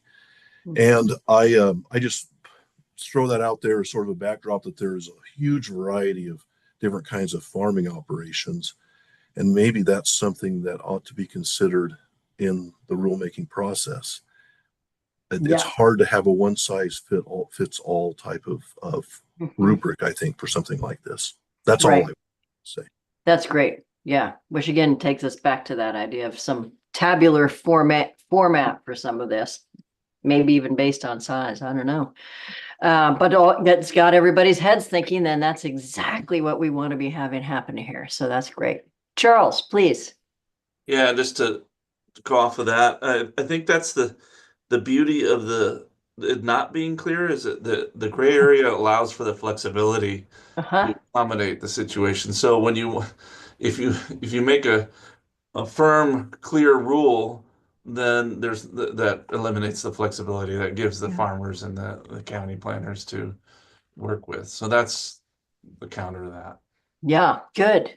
Good. So there may even be flexibility in terms of how you'd write the rule and then what planners might think about encouraging for their folks that are coming to the table or counter, as it were. Lindsay Eichner and then Emily. Thank you. And then Sam, I have not forgotten you.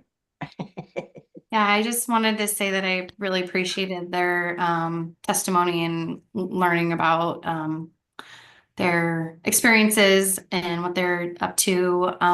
And I feel like a reoccurring theme is the educational aspect. And so I think it would be great to somehow call that out specifically, whether or not there's a farm stand or if it's considered part of a farm use or something of that sport aspect, because I think it's really important for the community. Great. Thank you, Lindsay. Emily, then Mark, then Sam. I just want to agree with Charles in the fact of like the gray area is really important to some extent. I think that it allows room for growth for us farmers.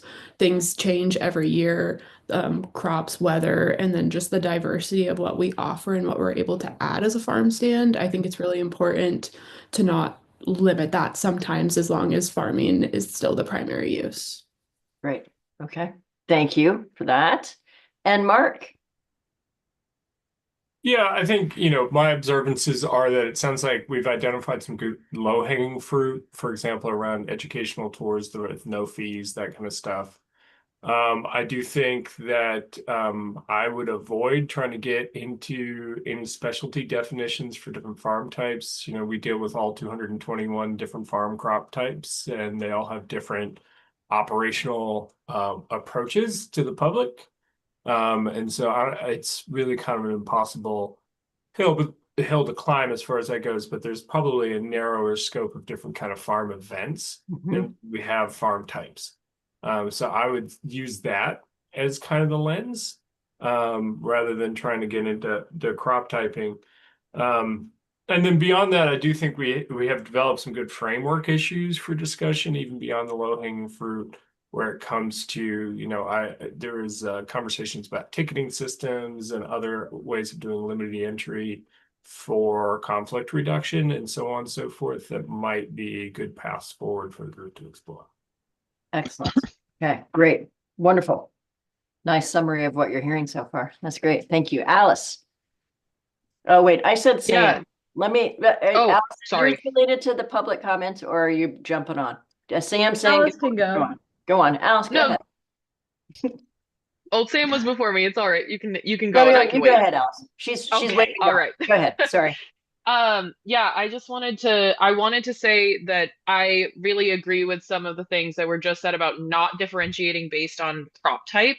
I think that we've heard a lot from our members that like there are already certain provisions in agritourism for wineries. There are dude ranch allowances for folks raising like cattle on ranch settings that don't apply to vegetable farmers. And I've heard innumerable frustrations for folks who like say, okay, well, I'm not allowed to have this income stream because I chose to grow this crop instead of this crop. I think that we should be looking at what is best for land use in the future of farming in Oregon, not necessarily making more mazes based on which of the 221 crops you choose to grow. I also echo the call for a more clear list of allowable activities. I think that's been really confusing for folks, and especially in communities that bridge county lines. Like I live in northern Lane County, and the Lane-Lynn-Benton area, those farming communities are very closely knit, and the county lines do not have a lot to do with people's social relationships and where they choose to spend their time with, and where the customers are coming from. And so it's really confusing to have certain things allowed in one county versus another, where those counties have communities that cross that. So I would really love to see that clarity. And I would also really like to see consistency across farm size and crop type, just so that we all know what's expected. Because I think it's really difficult, something that my farmers have told me over and over again, it's very difficult to invest in this part of your business when you feel like the rules are constantly changing. And so we don't want anyone to be put in the position where they are either building a structure or building a business and then being told, oh no, you're actually not allowed to do that. Because the farmers that I work with desperately want to be in compliance. But we also want to make sure that we are all on the same page about what that means and the goals of farm stands in general. Yeah, that's great. That's great. And I think, that's a really, a lot of good comments in there, Alice, and from everybody, including the public comment here. And I think we're starting to see that, where do we need to get clearer and where is it better not being so clear? So I'm hearing the activities area is one of those things. And being able to provide that flexibility to planners and farmers, but with some clarity without having to keep questioning this one. Good. All right. So, excellent. And we've got, the questions there. Is that for the next one or is that for the one we just had? Sorry, Donna, that's for the next one. Okay, good. I just wanted to be sure. So Samantha, let's hear what you were going to say earlier, and thank you so much for your patience on all of that and remembering what you were going to say. And maybe, Well, everything I was going to say is relevant, and I appreciate getting to wait because more people just kept saying things that I agree with. So now I just get to say that I echo what a lot of people just said. So Mark and Alice, I agree with them completely on I think we would be getting ourselves into trouble if we started to breaking things up versus commodity type of farm or even farm practice. I mean, you could have 40 farm practices happening on one farm at any given time. And folks are just going to be doing things differently. And to what Emily said, they need flexibility to make choices to keep themselves afloat and do what's best for their families without having to be in this constant state of like, am I non-compliant? Am I getting my permit taken away? Like, what am I going to be able to do? And so that kind of goes to the bigger comment that I was gonna make earlier, which is what we've already identified, is that there is gray area here, and in our desire to clarify, we can actually cause a lot of harm to folks. Yes, it might be technically easier to implement if we were hyper prescriptive and we made clear only the very narrow box of what people are allowed to do. But in doing that, the policy consequences are going to be that we've significantly limited opportunity. We've potentially caused undue economic harm to many farmers.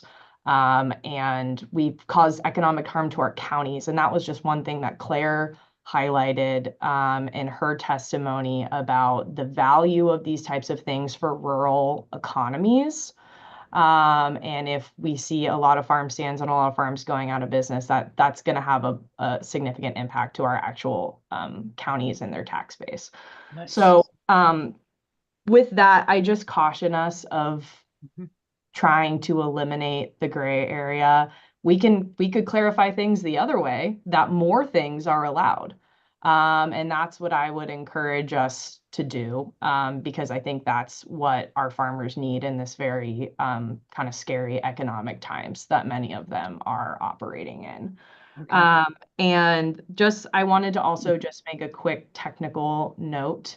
Right now, there is an avenue in the law that if a farmer is being negatively impacted by a nearby agricultural operation, agritourism, operation, it was actually causing harm to their farm, there is plenty of avenues that they can do to file lawsuits to stop that from happening. And I just wanted to clarify what right to farm is versus what right to farm is not, because this comes up a lot in this context. Right to farm is not, a provision in state law that allows you as a farmer to operate a farm without any interference or impact from the public or anyone else. What right to farm is an affirmative defense if a nuisance or quiet enjoyment claim is brought against you. So you can say, I am, Tom and Lynn move in from city and they don't understand the sights and smells of farming and they're complaining about my cows and the flies and they want to sue me. I have an affirmative defense to say, no, I am farming. I also, something that people miss in right to farm is there's a sub 2 in right to farm. That makes clear that a farmer cannot assert right to farm if it is causing harm against another farmer. So in the situation for Mike, if someone was farming, your nearby farmer was having an impact on traffic, it was making it impossible for you to farm, and you were actually able to show harm, they wouldn't be able to use right to farm to defend themselves. And that is a total avenue that people have right now to mitigate the impacts of agritourism specific operations. Nice. All right. Thank you for that. And I want to point out that the impacts to others is at our next meeting. And I appreciate that a need to say something about it right now has come up. And so thank you for clarifying that, Samantha, for people to look at if they were starting to think, uh-oh, there's a place to look for that. So thank you for clarifying that.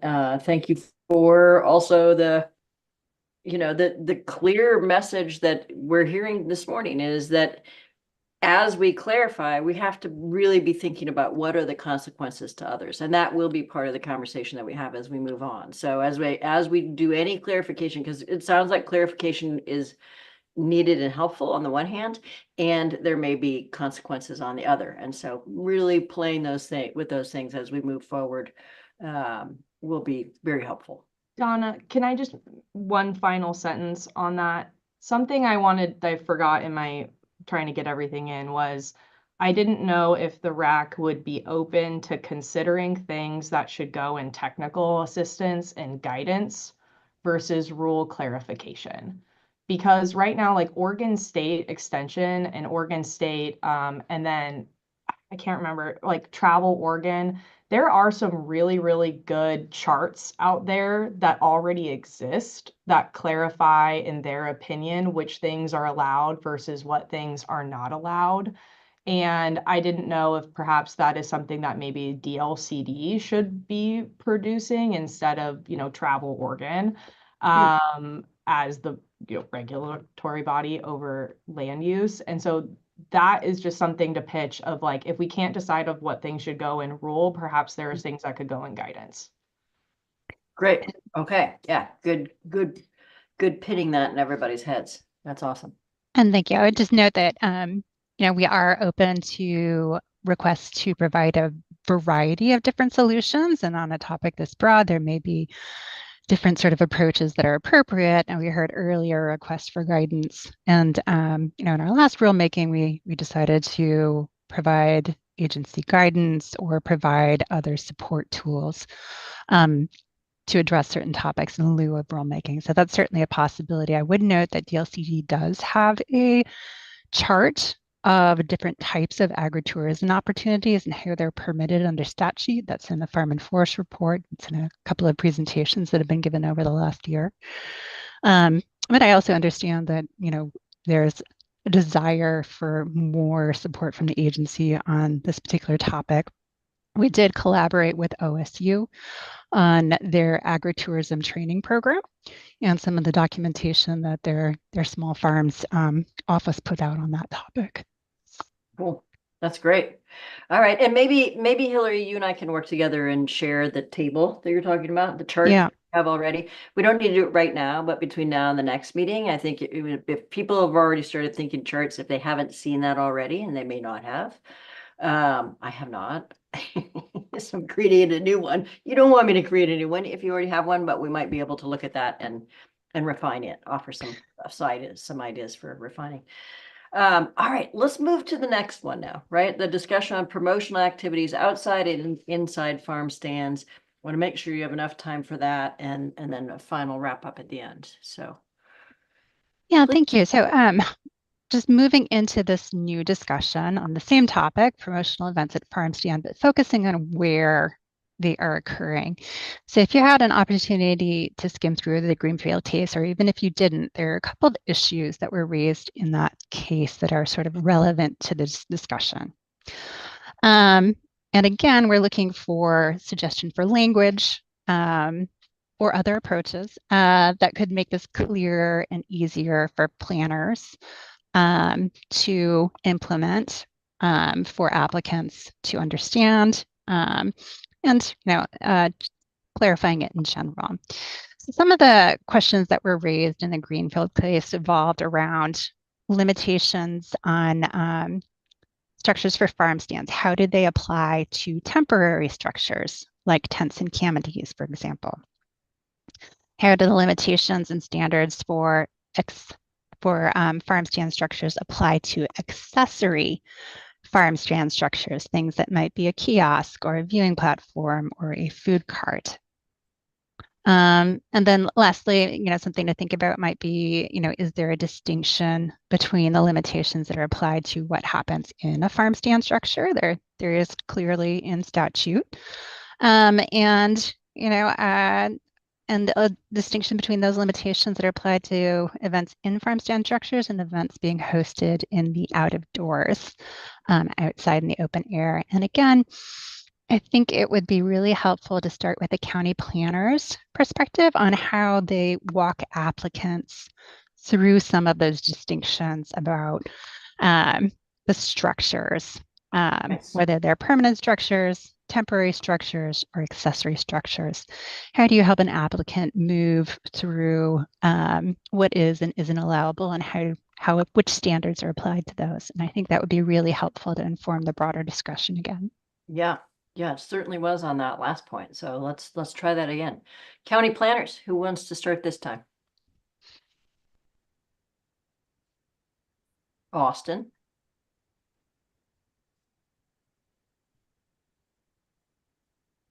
I suppose I can offer some thoughts. So you guys are wanting clarification on how we help people through B and how we sort of like put them into a bucket. Is that what I'm hearing? Yeah. So I think Yeah. And particularly like how you might treat like tents, canopies, kiosks, food carts different from the primary farm stand structure. Yeah, definitely, definitely. So I think the number one thing we always like to do at Marion County is I like to ask the applicant, like, what do you want to do? What's your dream? What's your idea?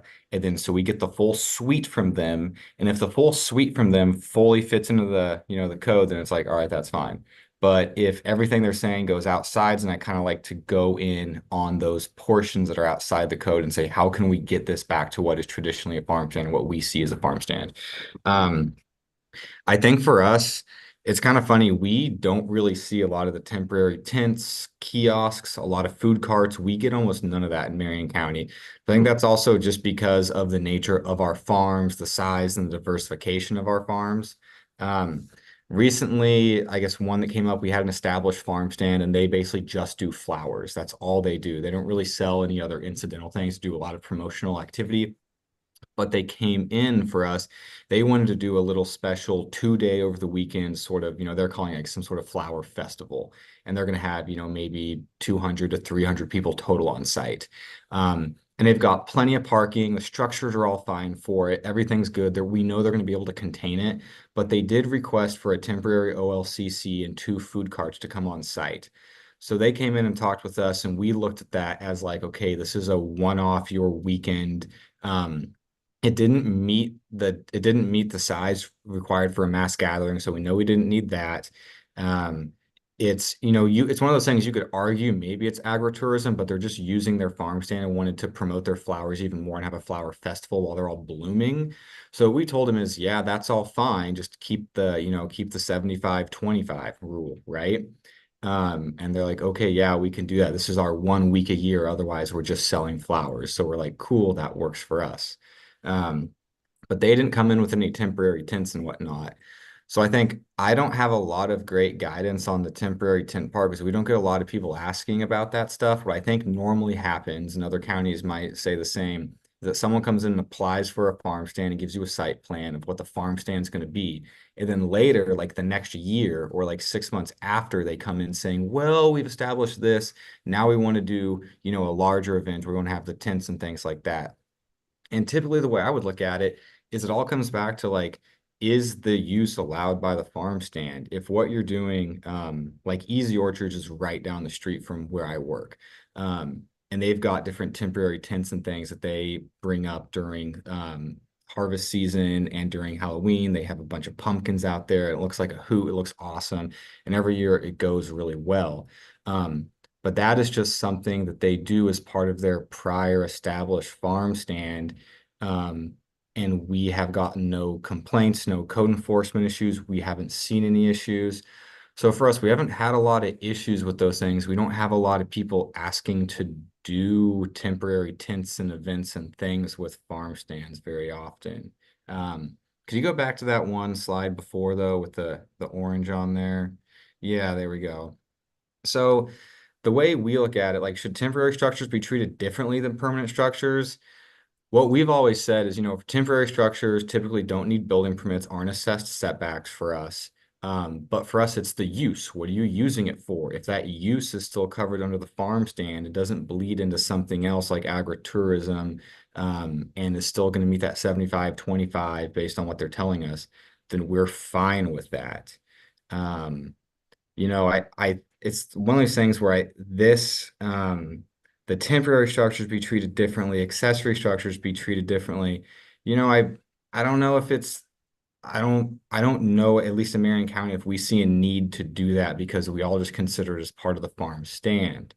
And then going into the should events hosted in the open air be treated differently from events hosted on a farm stand structure? Well, I mean, if you read the rule, I think the rule is saying that no events are supposed to happen in a farm stand structure. It's just supposed to be the sale, right, that's happening in the farm stand structure. So for us, like when we've had these proposals for farm to table dinners, those are happening outside in the field.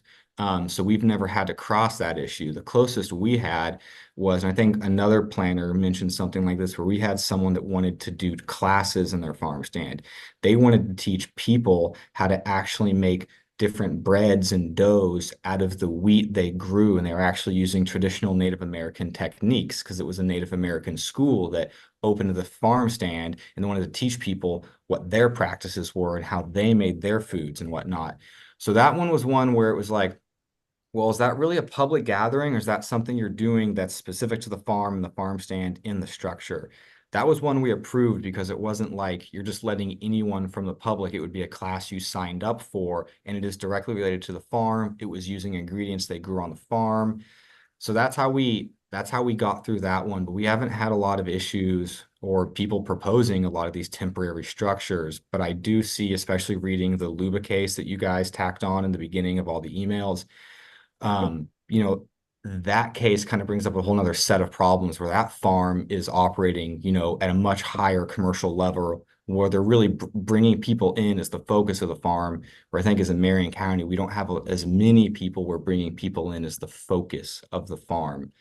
So I might look to other county planners or other applicants who have had issues with the temporary structures and what was told to them and how did they sift through it. Nice. Okay. Because it's about the use, right? All back to the use. All back to the use. Wonderful. Well, I've got 4 county planners with their hands up. So thank you for kicking us off there, Austin. And let's go to Justin, then Eric, Charles, and Matry. Well, thank you. So I think this is Justin, and I think that it's the biggest hurdle we have on farm stands is not that the uses aren't legitimate, because they're totally coming from people that are multi-generational farmers and whatnot, but it's actually interfacing with the building codes because they have their own classification system on what is required when you have something open to the general public. One thing that people start off with all the time is a presumption that their ag exempt building that was built under the special ag exempt permit structure in the chapter 415 of the statutes can be used for for a farm stand, and it can by definition cannot be because it's open to the public. You can often have 10 people or more in it, it just is off limits. So the question is what kind of building would suffice? And so what I've done in the past, because it just becomes a problem, we might approve it, but then when it comes to actually getting the permits for the structure, there's going to be a series of denials because of fire code concerns, other things, is to actually try to interface with the building official. And of course, the building codes change every 3 years. But to try to get some kind of consensus on how this commercial structure, because it is a commercial structure, will be treated and what they don't have to have. So I always tell people on farm stands to just start very simple. Keep it as simple as you can, small as you can, as simple as you can. And if you do expand and maybe need to expand, then you can reassess and see what might be added on. But and then of course, then you get into, whether there can be plumbing involved with it, because you need to have a little sink for something that you're doing and all the rest of it. And it's a really tough area. It's hard for me to wrap my head around it. And it's just a case by case basis. I figure is the best way to go. Yeah, great. If I can just interject and just clarify for other people who might not be familiar with this, there's a section of statute that exempts agricultural buildings from building code review. So you don't need to get structural permits to build a barn, for example. And so what happens is somebody wants to use that barn for a different purpose. People are going to be going into that barn. Then there's going to be need to be, some significant upgrades potentially to that building in order for the building official to sign off on that for it to be used for those purposes. And I know that some people are going to bring up some other issues related to this. So I just wanted to make sure everybody was on the same playing field with that one. Super. Yeah. Thanks for that, Hillary. Appreciate it. Eric, Charles, Matry, Samantha, Jim Johnson. But Eric first. Yeah, thank you. I will echo what Austin said. At the end of the day, it all depends on the use of that structure that we're talking about. We don't differentiate between temporary and permanent. Because you can certainly have structures that show up for a season or for an event that would conflict with the statute at hand. I think the Greenfield case provided a lot of direction on what can be counted and what can't be counted. But there's definitely, again, there's a lot of gray in this. if somebody throws up a 5x5 tent that that they're providing flowers for, or doing something that's not necessarily the sale of that product, nobody cares. But if you have a large tent that you're doing other activities that would not normally be allowed, or you're providing an opportunity for people to use it to eat, or to use it for public entertainment, then that certainly wouldn't be allowed, whether it's temporary or permanent. One thing that we found in Hood River County that has become an issue is, like, we have a farm operator who has a large playground, and that playground has become a significant draw, and it has multiple types of playground equipment, so to speak. Some is temporary, a hay slide, other things. Some are permanent. If it was just a swing set and a slide, nobody would care. But at the same time, you have, over 25 different little play structures that become more of a draw. And now, the promotional event with those amenities has become kind of the primary draw to the facility, and the farm stand becomes kind of secondary to that. Plus, we run into situations where we have dual purpose of structures. Maybe you have a ticket kiosk for entry fees, but at the same time, other times of the year, maybe it's used for storing farm equipment. We have another, part of a building. It's an agricultural building that is typically used for the majority of the year for farming purposes, but then during large events, they have windows where people can come up and purchase food, prepared food items. And so that becomes a problem. And so anyway, it kind of depends on how the structures are being used, that really dictates, the county's ability to regulate it or to not. That's great. That's great. And great examples there of the use of the building being the critical part. Thank you for that. And let's go to Charles. Yeah, I again echo, I think Austin, Justin, and Eric all, I mean, we're focused on the use. We don't, as planners, don't want to consider all the building permit requirements, and then when you have an ag exemption, and that has its limitations and so forth, and that complicates for the farmers, because we want to focus on the use and what they can do, and not have to say, well, you can't do it because of a building permit requirement or whatever. So again, I just echo that. And then I think a lot of we don't do a lot of farm stands either, with as Austin was saying. I think a lot of things people use is the outdoor gathering component in our code that we have, to 4 times a year, and that's where they can use those tents and so forth for their events and weddings and so forth. So I just agree with the other planners so far.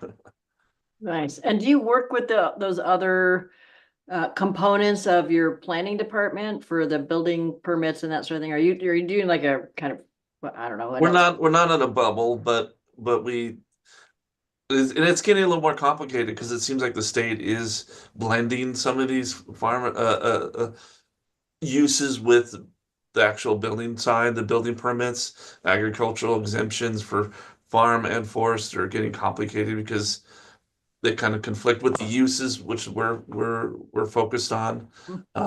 Yeah, so we work with it a little bit, but we try to stay away from the building component as much as we can. Yeah. Okay. Good. Thank you, Charles. Maitre. So I don't really have much different material to add here, but we haven't really received too many requests for temporary structures associated with farm stands. And regarding structures, like some of them said, they kind of open up a whole can of worms related to building permits. Basically, how it's handled at Washington County is anything that would allow visitors requires compliance with building code requirements. and it just adds more layers of complexity into the permitting process. And if I'm not mistaken, that includes temporary structures as well. So that is something I always remind applicants. And people often want to use ag structures for sales, but that requires significant upgrades as well. So we strongly encourage them to talk to our building permit staff like right off the bat, since it can often be cost prohibitive. So just trying to lay out all the various factors that might affect their operation of the farm stand. And we remind them they have the option to build in phases and expand. And any structure that's used in conjunction with the farm stand is usually treated as part of a farm stand structure. So we always require the applicant to provide a floor plan that shows its design for the sale of the permitted products, and with the understanding that they sometimes might rearrange it to temporarily allow for events like classes. But some of the events that don't particularly meet the straight face test of a promotional event for a farm stand, we sometimes just direct them to the 90-day the mass gathering option, where there's that exempt small gathering allowance. So we kind of turn to that as well. Great. Okay. Very helpful. Very helpful hearing the echo chamber in here, right? But with some nuance depending on the county. That's great. Thank you. Samantha and then Jim. So this issue is an issue that comes up quite a bit for me in helping people get their permits or do compliance. And I'll just give a couple. One, I just want to highlight the temporary structure thing and like why generally do people come to me and say that like I need to put up a tent or I want to be able to do, you know, whatever promotional activity inside, and it all has to do with public safety and weather. So it's hot out. People need shade. They're getting complaints from their customers that there's not enough shade for them to go under, especially when you're dealing with elderly people and children. So they want to be able to make the experience comfortable for their customers, especially if they're doing some sort of like a harvest festival type of a situation. So for them, you know, it's logical to say, okay, let's just go put up a tent for 2-3 weeks whenever we're doing this festival, and then people can sit under it, they can eat under it, they have this, you know, a confined area where they can be comfortable and get out of the heat, or if it rains, be dry. And so it's really not much deeper than that. Honestly, it's just trying to make the customers comfortable and be safe. And so I do think that a part of me feels like temporary structures should be treated differently and should be given more allowance than a permanent structure. Again, because that's really the root of why people are wanting to put up tents and take them down, is to try to keep people comfortable and safe. And it sounds like it's for a short term. Yeah, it's temporary. I mean, if someone puts a tent up and bolts it to the ground and leaves it year round, that's not temporary, that's permanent, you know, and there's probably no bright line test for that outlined in the law, but in most of the situations I've seen, it's because they want to do it for the event is seasonal. They want to just put it up for a limited amount of time. And they're trying again to make it be comfortable and safe for the people coming out to the farm.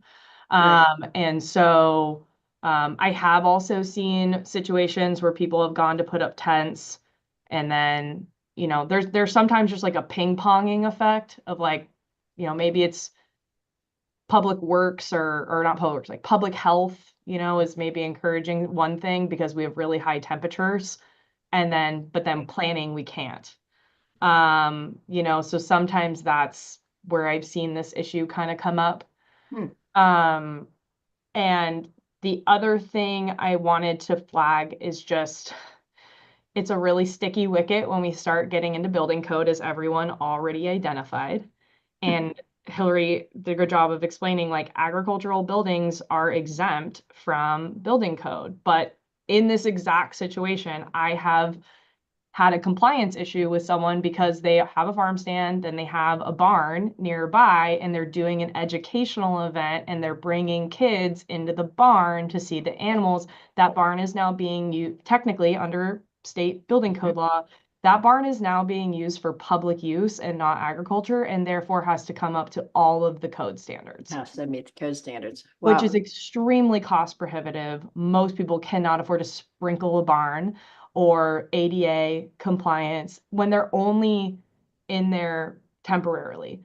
So that's really nothing that this rack can Right. fix, but I just Right, wanted but to it's flag another it. issue. Yeah. Yeah, of like when we're kind of getting in this space of ag education or temporary use of things, these kind of like bright line rules can cause some problems. Yeah. Yeah. Great. Okay. Thank you for that, Samantha. Jim, what do you got for us? Don't forget to take it off mute. There you go. Hello, everyone. Yeah, I just wanted to kind of affirm some of the things that I'm hearing about building codes and the like.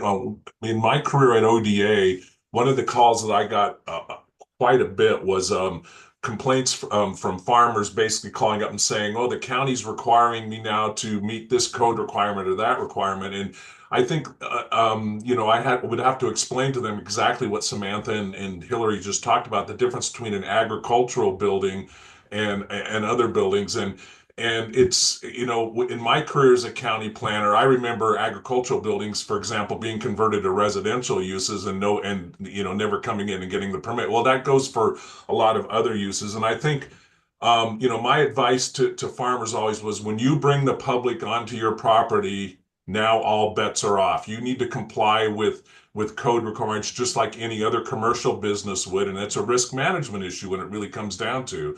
And so I think it behooves a county planner that if somebody's coming in and proposing something in an ag building, you need to know whether that's an ag building or not, instead of just saying we're looking at just the use, because in that situation, you're looking at a health, safety, and welfare thing, which is not only a building code requirement, it is also a land use requirement in terms of what land use planning is supposed to be doing.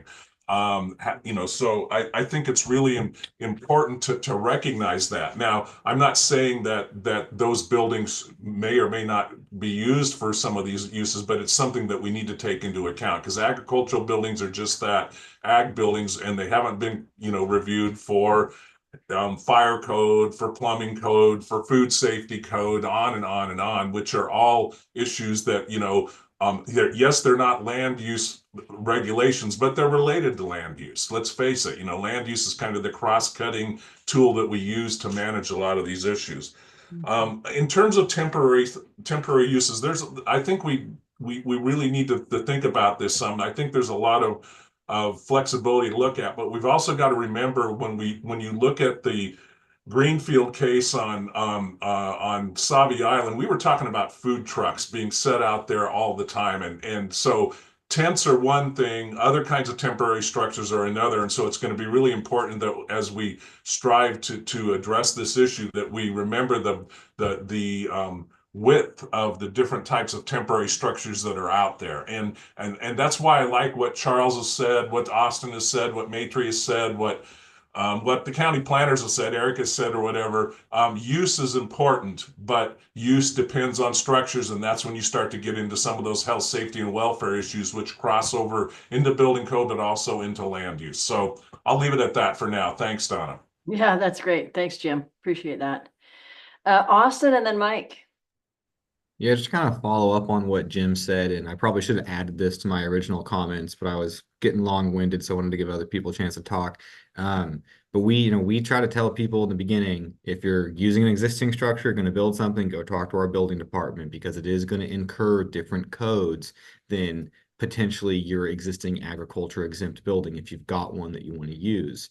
And the thing that we see a lot of the time is that people are kind of like, either it's like, oh, sure, that's fine, or oh, I'll make it work. And then down the road, now you've got a violation where they got approved for a farm stand, maybe didn't come in to get a change of use for a building permit or something like that.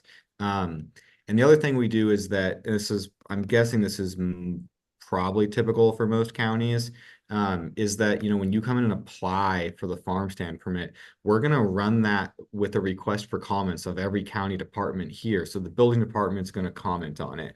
Our engineers are going to comment on it. The roads people are going to comment on it. Septic's going to comment on it. So when you get that farm stand decision back, it'll have all the conditions and comments from all the departments about what permits you may need to get for potentially a driveway access or to bring your building into compliance, or if you're building something new, building it under this code section. So there's a lot of support to say from the beginning of the application, here's what code sections you need to meet for a commercial building or not. But a lot of times you just find people that aren't really wanting to follow it, or that have maybe already got something set up, and then they get approved and they're like, well, I'm already set up, I'm good. And then maybe 2 years down the road, it might become an issue. But yeah, that is a real thing that we deal with all the time is, well, is converting a structure harder or is building a new structure harder? Which do I want to go? And you see every combination of that happening, but we try to give people that information and have our building department give them that information early. Nice. Okay. Great. Thank you for that, Mike. And then I want to make sure that Hillary, from your perspective, the questions that you've posted here on in the orange or whatever color that is that you're getting answers, or if there's something you'd like to ask people to hone in a little bit more on. So before that though, Mike, please go ahead. Yeah, I think, I'm very much for farm stands on farmland. And I think though we need to have a specific process where we decide if structures are the farm stand or not the farm stand. Whether they're permanent or temporary doesn't really matter. If they're there and part of the farm stand, then they need to be part of the farm stand permit. And what we see sometimes is, I want to make a comment about flexibility. I don't think as a rule in Oregon or any other state, we create laws with flexibility built into them. We create laws that are very clear and concise. And what happens when we build flexibility in is it's job security for attorneys. Much more of it goes to litigation. It's very unclear for planners, and it really doesn't work very well. And there's really an equity component to it where one person gets something and the next person doesn't, even within the same planning department. So that's a real challenge.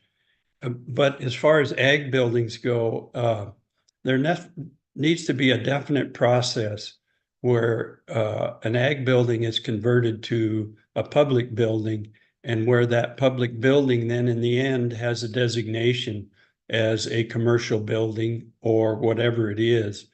And that needs to be a definite process that everybody has to go through, which then creates some fairness.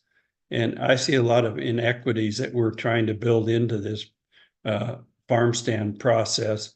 One of them is that we're basically trying to create commercial venues that can do almost anything on farmland that compete with commercial vendors in rural communities, many of them struggling, many of them have empty buildings, many of them pay commercial taxes where we don't on the farm. And I think there's a public policy issue here where we really need to think about the equity component of it is, are we really trying to do something on the farm that other people in the community don't get to do?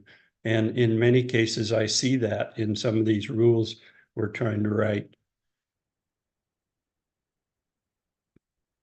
Great. Well, thank you for sharing that perspective as well. And I'm going to guess that there are very few people on this group that are intentionally trying to create inequities here, that they're coming up with ideas and suggestions. We're not holding anything to anybody yet. And I really appreciate you raising that as something for us to be cautious about, right? There are different cautions all around on this, and really appreciate that perspective of, if it's too flexible and you need to hire a lawyer or someone else to figure out what it says, then that's not really helping everybody. So great. All right. Thank you for that. And let's see, are there other, Hillary, I want to turn to you and then also turn to our farm stand operators and ask them for some input on this as well. But Hillary, let me first check with you on this.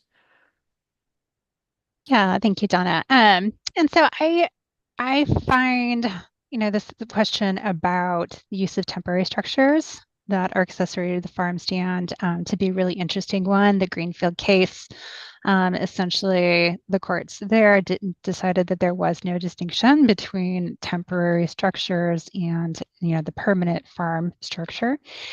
And I'm also hearing the sort of desire that maybe shouldn't be the case, that those accessory structures should be allowable as part of that farm stand permitting process and used for some of the things that are prohibited for farm stand structures under statute.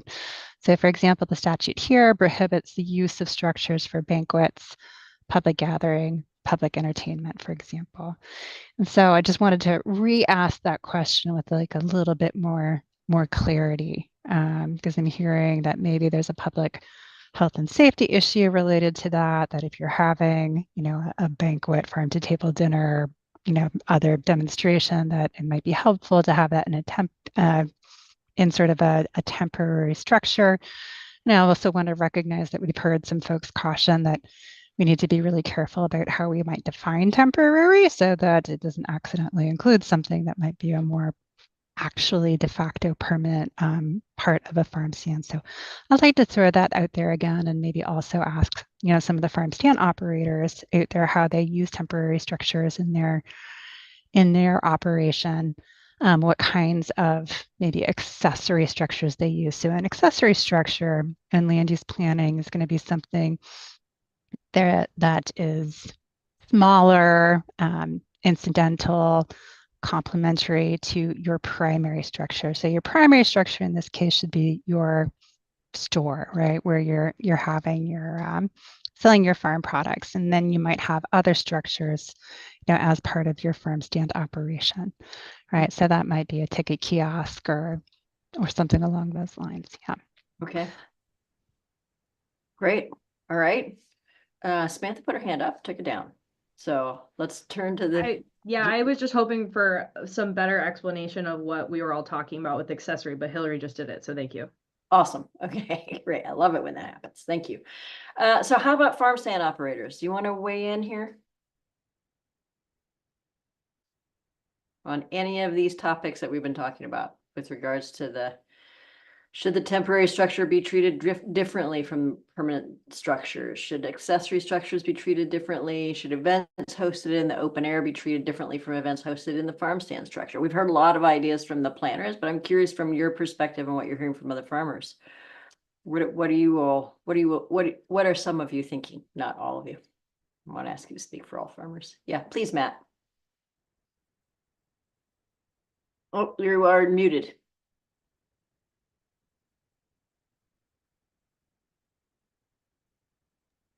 There you go. The one problem I see with, if you start a farm building is less cumbersome, not as many rules and regulations to build. And if you want to have, if you wanted the public in there, then the county has a lot of extra costs and expense with doing that. We had one building that we converted, and it was very painful and expensive. And then once you have that investment, now you need to use it more to recover. It's all about business. And I don't think any of this or farming might be nonprofit, but it's not by our choice. So right. we're trying to make some money and pay some bills. So if you're going to spend $30,000 or $40,000 to upgrade a building, you're going to want to recover that somehow, which means that puts you into more activities and using that building more. And for us, we were in a small building, just a shed, and it was okay. I asked the Deschutes County, and they said, "Yeah, you're fine." And it was a 100-year-old loafing shed, but it was, not a real big building. And then we went into our old barn, and they said that was okay too. I don't know why they allowed that, but so then we ended up in tents, and that became that just having a temporary tents was that was dangerous. We had windstorms and some other things, and it just wasn't very handy or safe. So I don't know where the line is or how you get to a point where that people have the appropriate buildings. I mean, at some point, this threat of danger creates the danger by being in a tent that can blow down while people are in there. So I mean, I just think that we don't want all these big farms or all kinds of farm stands and big operations that operate all year long. But when you start having more rules and regulations, then it pushes it to that point where you do have to operate it more, profitably. Great. Okay. Thank you, Matt, Sid, and then Emily.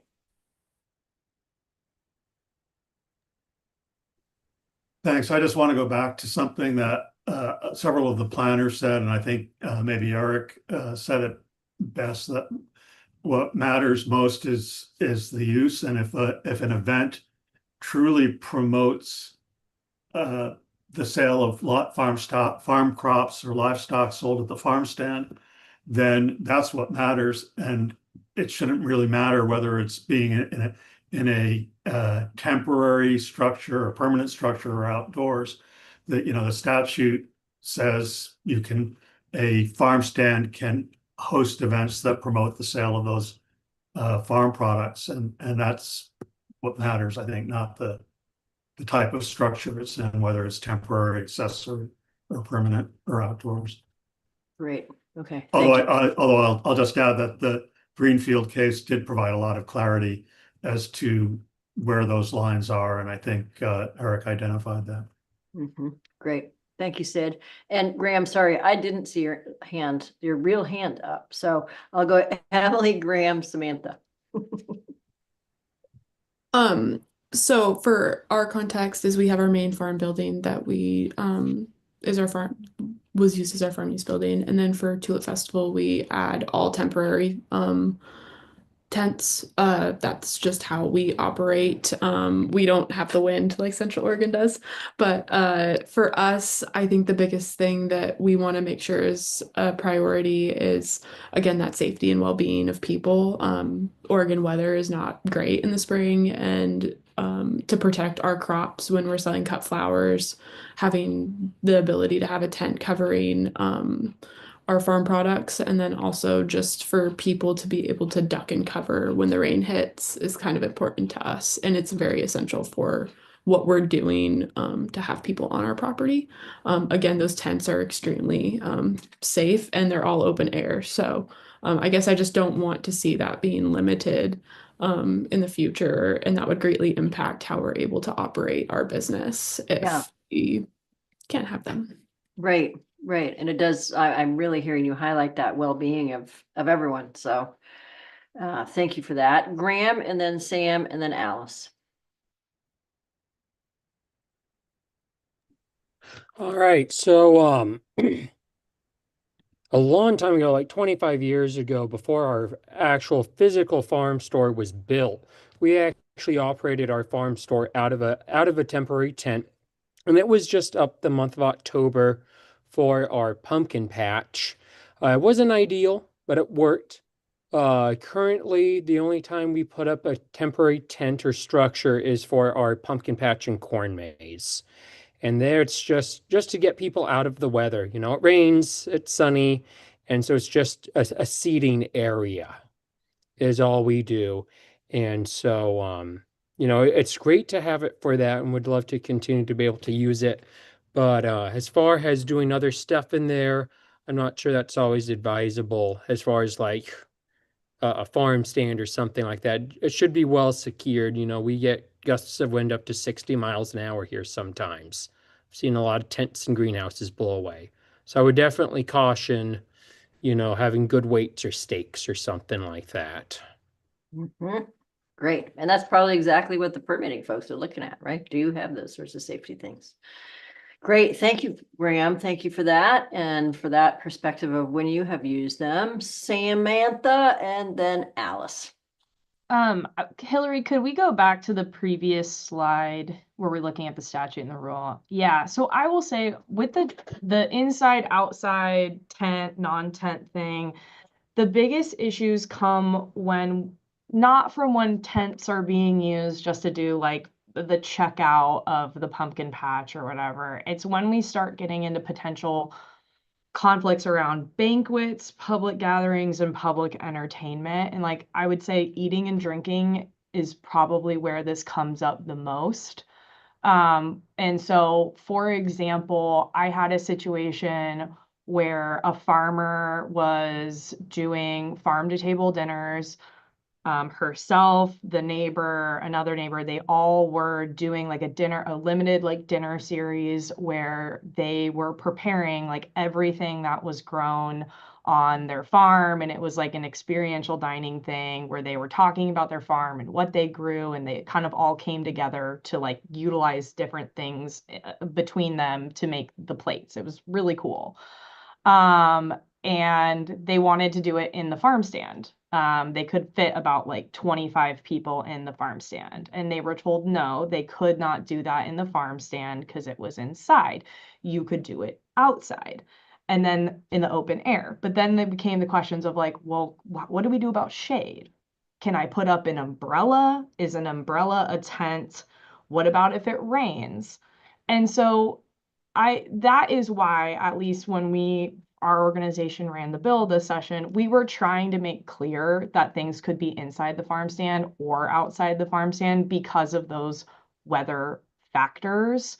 Not, and I just think that's a practical consideration of like, we have really variable weather in the state of Oregon, and you have to keep people dry or cool or comfortable, or else then we run into like a public health and safety issue. Got it. Good. All right. Thank you for that, Samantha. And for clarifying what it was you all were seeking, because maybe there's some way to get something here. Yeah, Donna, can I just add a quick comment there? Please, yeah. So I'm hearing that. And so what Sam is talking about is this section of statute, right? That's in bold at the bottom here, that essentially says that the farm stand cannot include structures that are for banquets, public gatherings, or public entertainment. So your farm to table dinners would fall into that category. And one of the things that the courts concluded in that Bella Organic case is that temporary structures for this purpose are treated the same as permanent structures, right? And so I think I just want to again clarify that one of the questions here is around the use of temporary structures. We can't change the statutory language, but we could make a distinction between, what types of structures this might apply to. So I just wanted to, again, throw that out to the group. Is there language around the idea of that we might be considering around a temporary structure that might provide more flexibility there? Thanks. Okay, great. Thank you, Hillary. Alice, you're up. Yeah, thank you I think I agree a lot with a lot of the things that have been said. I think the first thing that I would like us to seek some clarity on is that I'm not clear on where this law stands on farm to table dinners. I feel like we've talked about them as promotional, and then it also in the statute it says that they cannot be we cannot use these structures for banquets. And so I really think that is it's a very popular activity. There's a market for it. People want it. It's incredibly beneficial to the farm if you're able to do it. And there are, further considerations, especially when we talk about like ADA accessibility and food safety, especially when you're talking about a farm to table dinner. But I would really love some clarity on that specific activity. Super. To go into the questions that Hillary posed, I had a conversation directly with our community about like the inside outside question and the temporary versus permanent. And in general, the farmers that I work with do not, as long as the use is true to the farm stand and the structures are being, that everything's on the up and up, with the structures are included in the permits. Generally, temporary versus permanent does not matter to them. They're like, I think that we should be allowing both as long as the use is there and they are, in service of the actual use of the farm stand. And also this inside outside question, we agree that purpose-built structures for things that would expand the definition of promotional events into those categories that are not allowed in statute. If you're building specifically for those purposes, that's not necessarily a farm stand. But if you are building a farm stand and because of weather, extreme heat or snow or hail or rain or whatever is happening, and you choose to move that inside an existing building and it's an allowable activity and in a permitted structure, there doesn't seem to be anything in my mind that would say, oh, that shouldn't be allowed. I definitely think that we have some clarifying to do here about where we go with that. But I think that the public safety aspect is necessary, and people who are seeking farm stand permits should be thinking about that when they're thinking about their permitting, and making sure that they're including the need for temporary shade structures or weather protection structures when they're talking about how they want to set things up. And that's something we encourage our farmers to think about. And I think that also, when we're talking about these types of structures, if the purpose is to have the public, I know that this is a sub one farm use to have a farm stand, but if the purpose is to have the public in the building, then it is our belief that that building should meet the code that would allow the public to be in the building, not an agricultural code, because we have to think about what's the safety risks and the risk management of that. So it is kind of a wiggly area where it's like, this is a farm use that's allowed as a sub one use, but the purpose of that building, if you're selling the product and inviting them in for workshops or whatever, the allowable uses, you're planning on having the people inside the building, then you have to, that's something where maybe the temporary structures could be used as like a bridge to get to, like you could build your business enough to have the funds to build that building to code. But I don't think that we're of the opinion that we should compromise on the building code And the to public, yes. to allow it in agriculturally permitted buildings. Sweet. Okay. Very helpful. Very helpful. And that inside, okay, if you haven't had it done, then still that public safety veil of, if it's extreme weather, one way or the other, then letting people come inside for the public safety part of it. All right, I've got Jim has his hand here. We got about 10 minutes left. I want to just make sure that the ones we haven't heard from, so Lauren, Peter, Lindsay Ing, Ryan, Inga, if there's something you want to say and want to add to the conversation, either you can do it in the chat or raise your hand, and let's make sure that you have space for this. It's been a terrific conversation again today, you all, so thank you for that. All right, Jim, go ahead. Yeah, really interesting discussion, and I think there's some really room here for us to work through this. I think when you start to talk about doing things like farm to table dinners inside farm stands and the like, it's really not a question of whether you, in my opinion, whether you do one or two inside the farm stand or not. It's the frequency. How many farm to table dinners inside a farm stand do you have before you're basically operating a restaurant?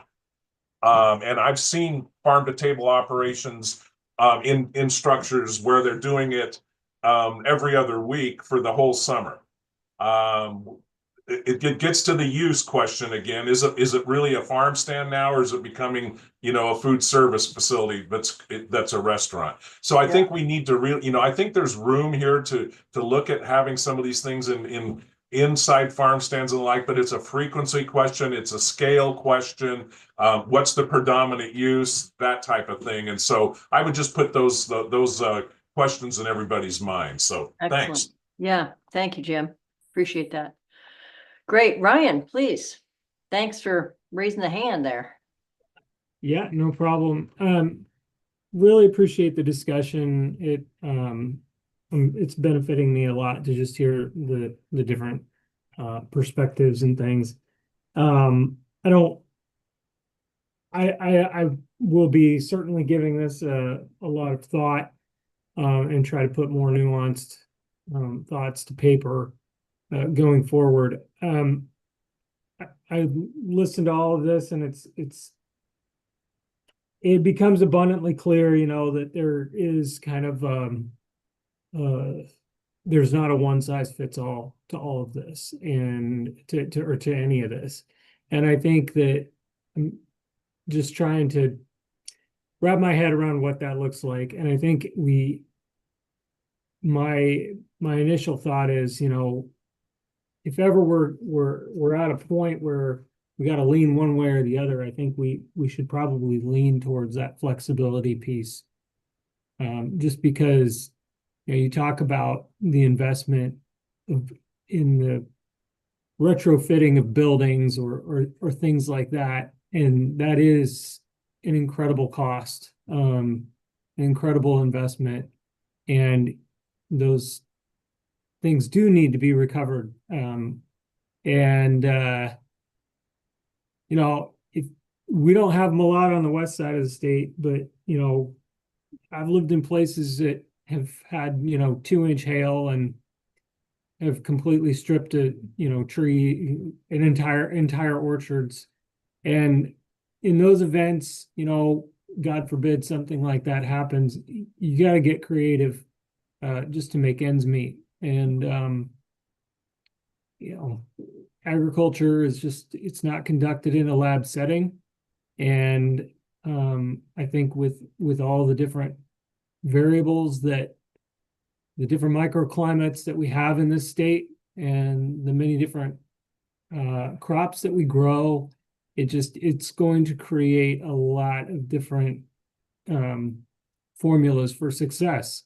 And that's just something that I think we need to be mindful of collectively. Mhm.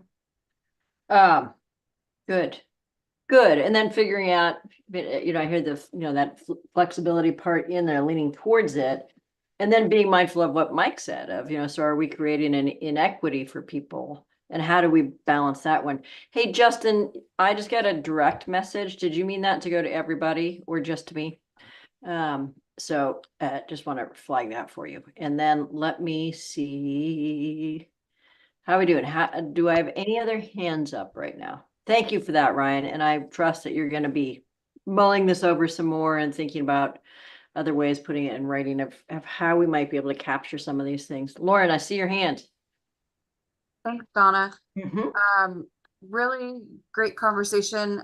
I have a lot to, I think, digest and mull over. The few comments that I just wanted to make are around seeking clarifications to these rules that are inclusive instead of exclusive, and clarifications that allow for flexibility for our land use planners to be able to help create solutions that allow market access for farmers. I wanted to comment that the description of Marion County's process sounded really great. I like how they loop in all of the different departments, so it prevents the need for that farmer to have to, you know, go to visit each and every single one of those individually. So processes like that seem to be really useful and a great solution moving forward. The rest of my comments as I mull through, I'll submit in written testimony, but I really appreciate everybody's contributions today. Super. Thank you, Lauren.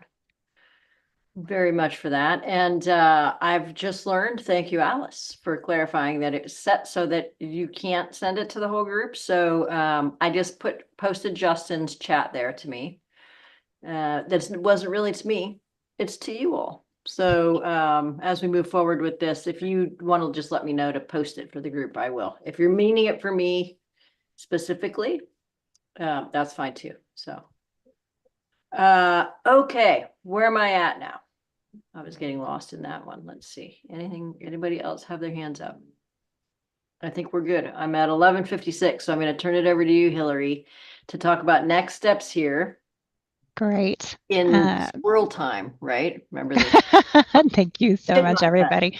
This was a really great conversation. I really appreciate that we have such a wide variety of perspectives here.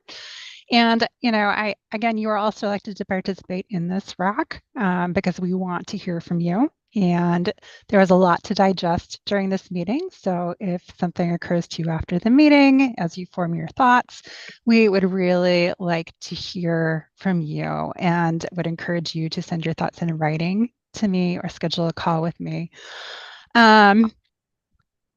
And if you would like to provide those written comments on today's topics or on any of the upcoming topics or on last time's topics, and you would like to share that with the RAC and staff, please email those to me by June 11th.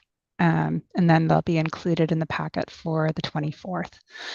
So some of the questions I heard that would be really great to have more clarification from all of you on are, what does the promotion of farm products involve? What sort of activities are not promotional under this clause? Would putting parameters on scope and scale of events be helpful or detrimental? If it would be helpful, what would that look like? How does the relationship between the event and the products being sold, what does that need to be like? At what point is an agritourism permit required? Should there be graduated standards based on the intensity of the farm stand operation?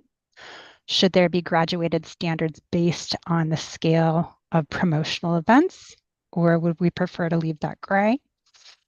And I want to reiterate that we heard the need to clarify or provide some guidance on the distinction between farm use marketing, as in marketing of farm products that's allowed outright as a farm use under 215-203, and marketing activities that require a farm stand permit, particularly on the topic of educational events. So we've heard that. Written comments with your thoughts on what that looks like would be very helpful. And then lastly, I'm hearing, this conversation, this latter part of the meeting here, should there be some clarification on standards for temporary structures? How do you allow folks who are coming to events to be sheltered, given the statutory construction? All right, so our next meeting is going to be June 24th. If you can get those comments in by June 11th, they'll be in the packet that goes out for the June 24th meeting. The focus of our June 24th meeting is going to be on processed foods and the definition and rule of farm crops and livestock. I'll be sending out some notes on that before the next meeting to support that discussion. And then the second half of our June 24th meeting will be what I'm sure will be a lively discussion on impacts to neighboring farms and how the farm standards might mitigate the potential for those negative impacts. We've already heard some ideas on that today. Yeah, for sure. Hey, Hillary, can I ask you, those questions all sounded really good and like they would be very useful can you send that list to folks? Yeah, I can totally send that list to folks. Okay, and we'll also be sending out a meeting summary for today in the next couple of days. Now, we'd ask folks to review that and provide any comments or revisions to that summary by Wednesday, June 11th. And those are important because that's how we're capturing these conversations for the record. And we want to make sure that we're doing that correctly and we've got it down right. So reviewing that is really helpful. So, did people find the last summary to be helpful to you? Too much, too little? Is there anything else you'd like to see different on that? Seeing a lot of thumbs up. Okay. Great. Well, look at flying thumbs up there on Samantha. I don't know how you. It was a whole flock of thumbs flying up. That's great. Okay, great. Wonderful. Well, once again, it's 12:01. You all. Thank you all for volunteer time. I must be. Am I frozen? Oh, I was just going to say thank you all for volunteering your time. We really appreciate it. No. Okay, great. Yeah, that was what I was going to say too. Thank you all so much. We'll see you next time. Please feel free to reach out to me as well. I think that we have. Thank you. We have remaining there. If you want to talk to me directly, please just send me an email or feel free to reach out to me. I think my information is in the materials that you're getting, and I'll be sure that it is. Well, I'll follow up Hillary's email with my email that has my phone number and email on it. Okay. All right, everybody. Thank you so much. Take care. Thanks for being engaged. Great. Wonderful. Thanks, folks.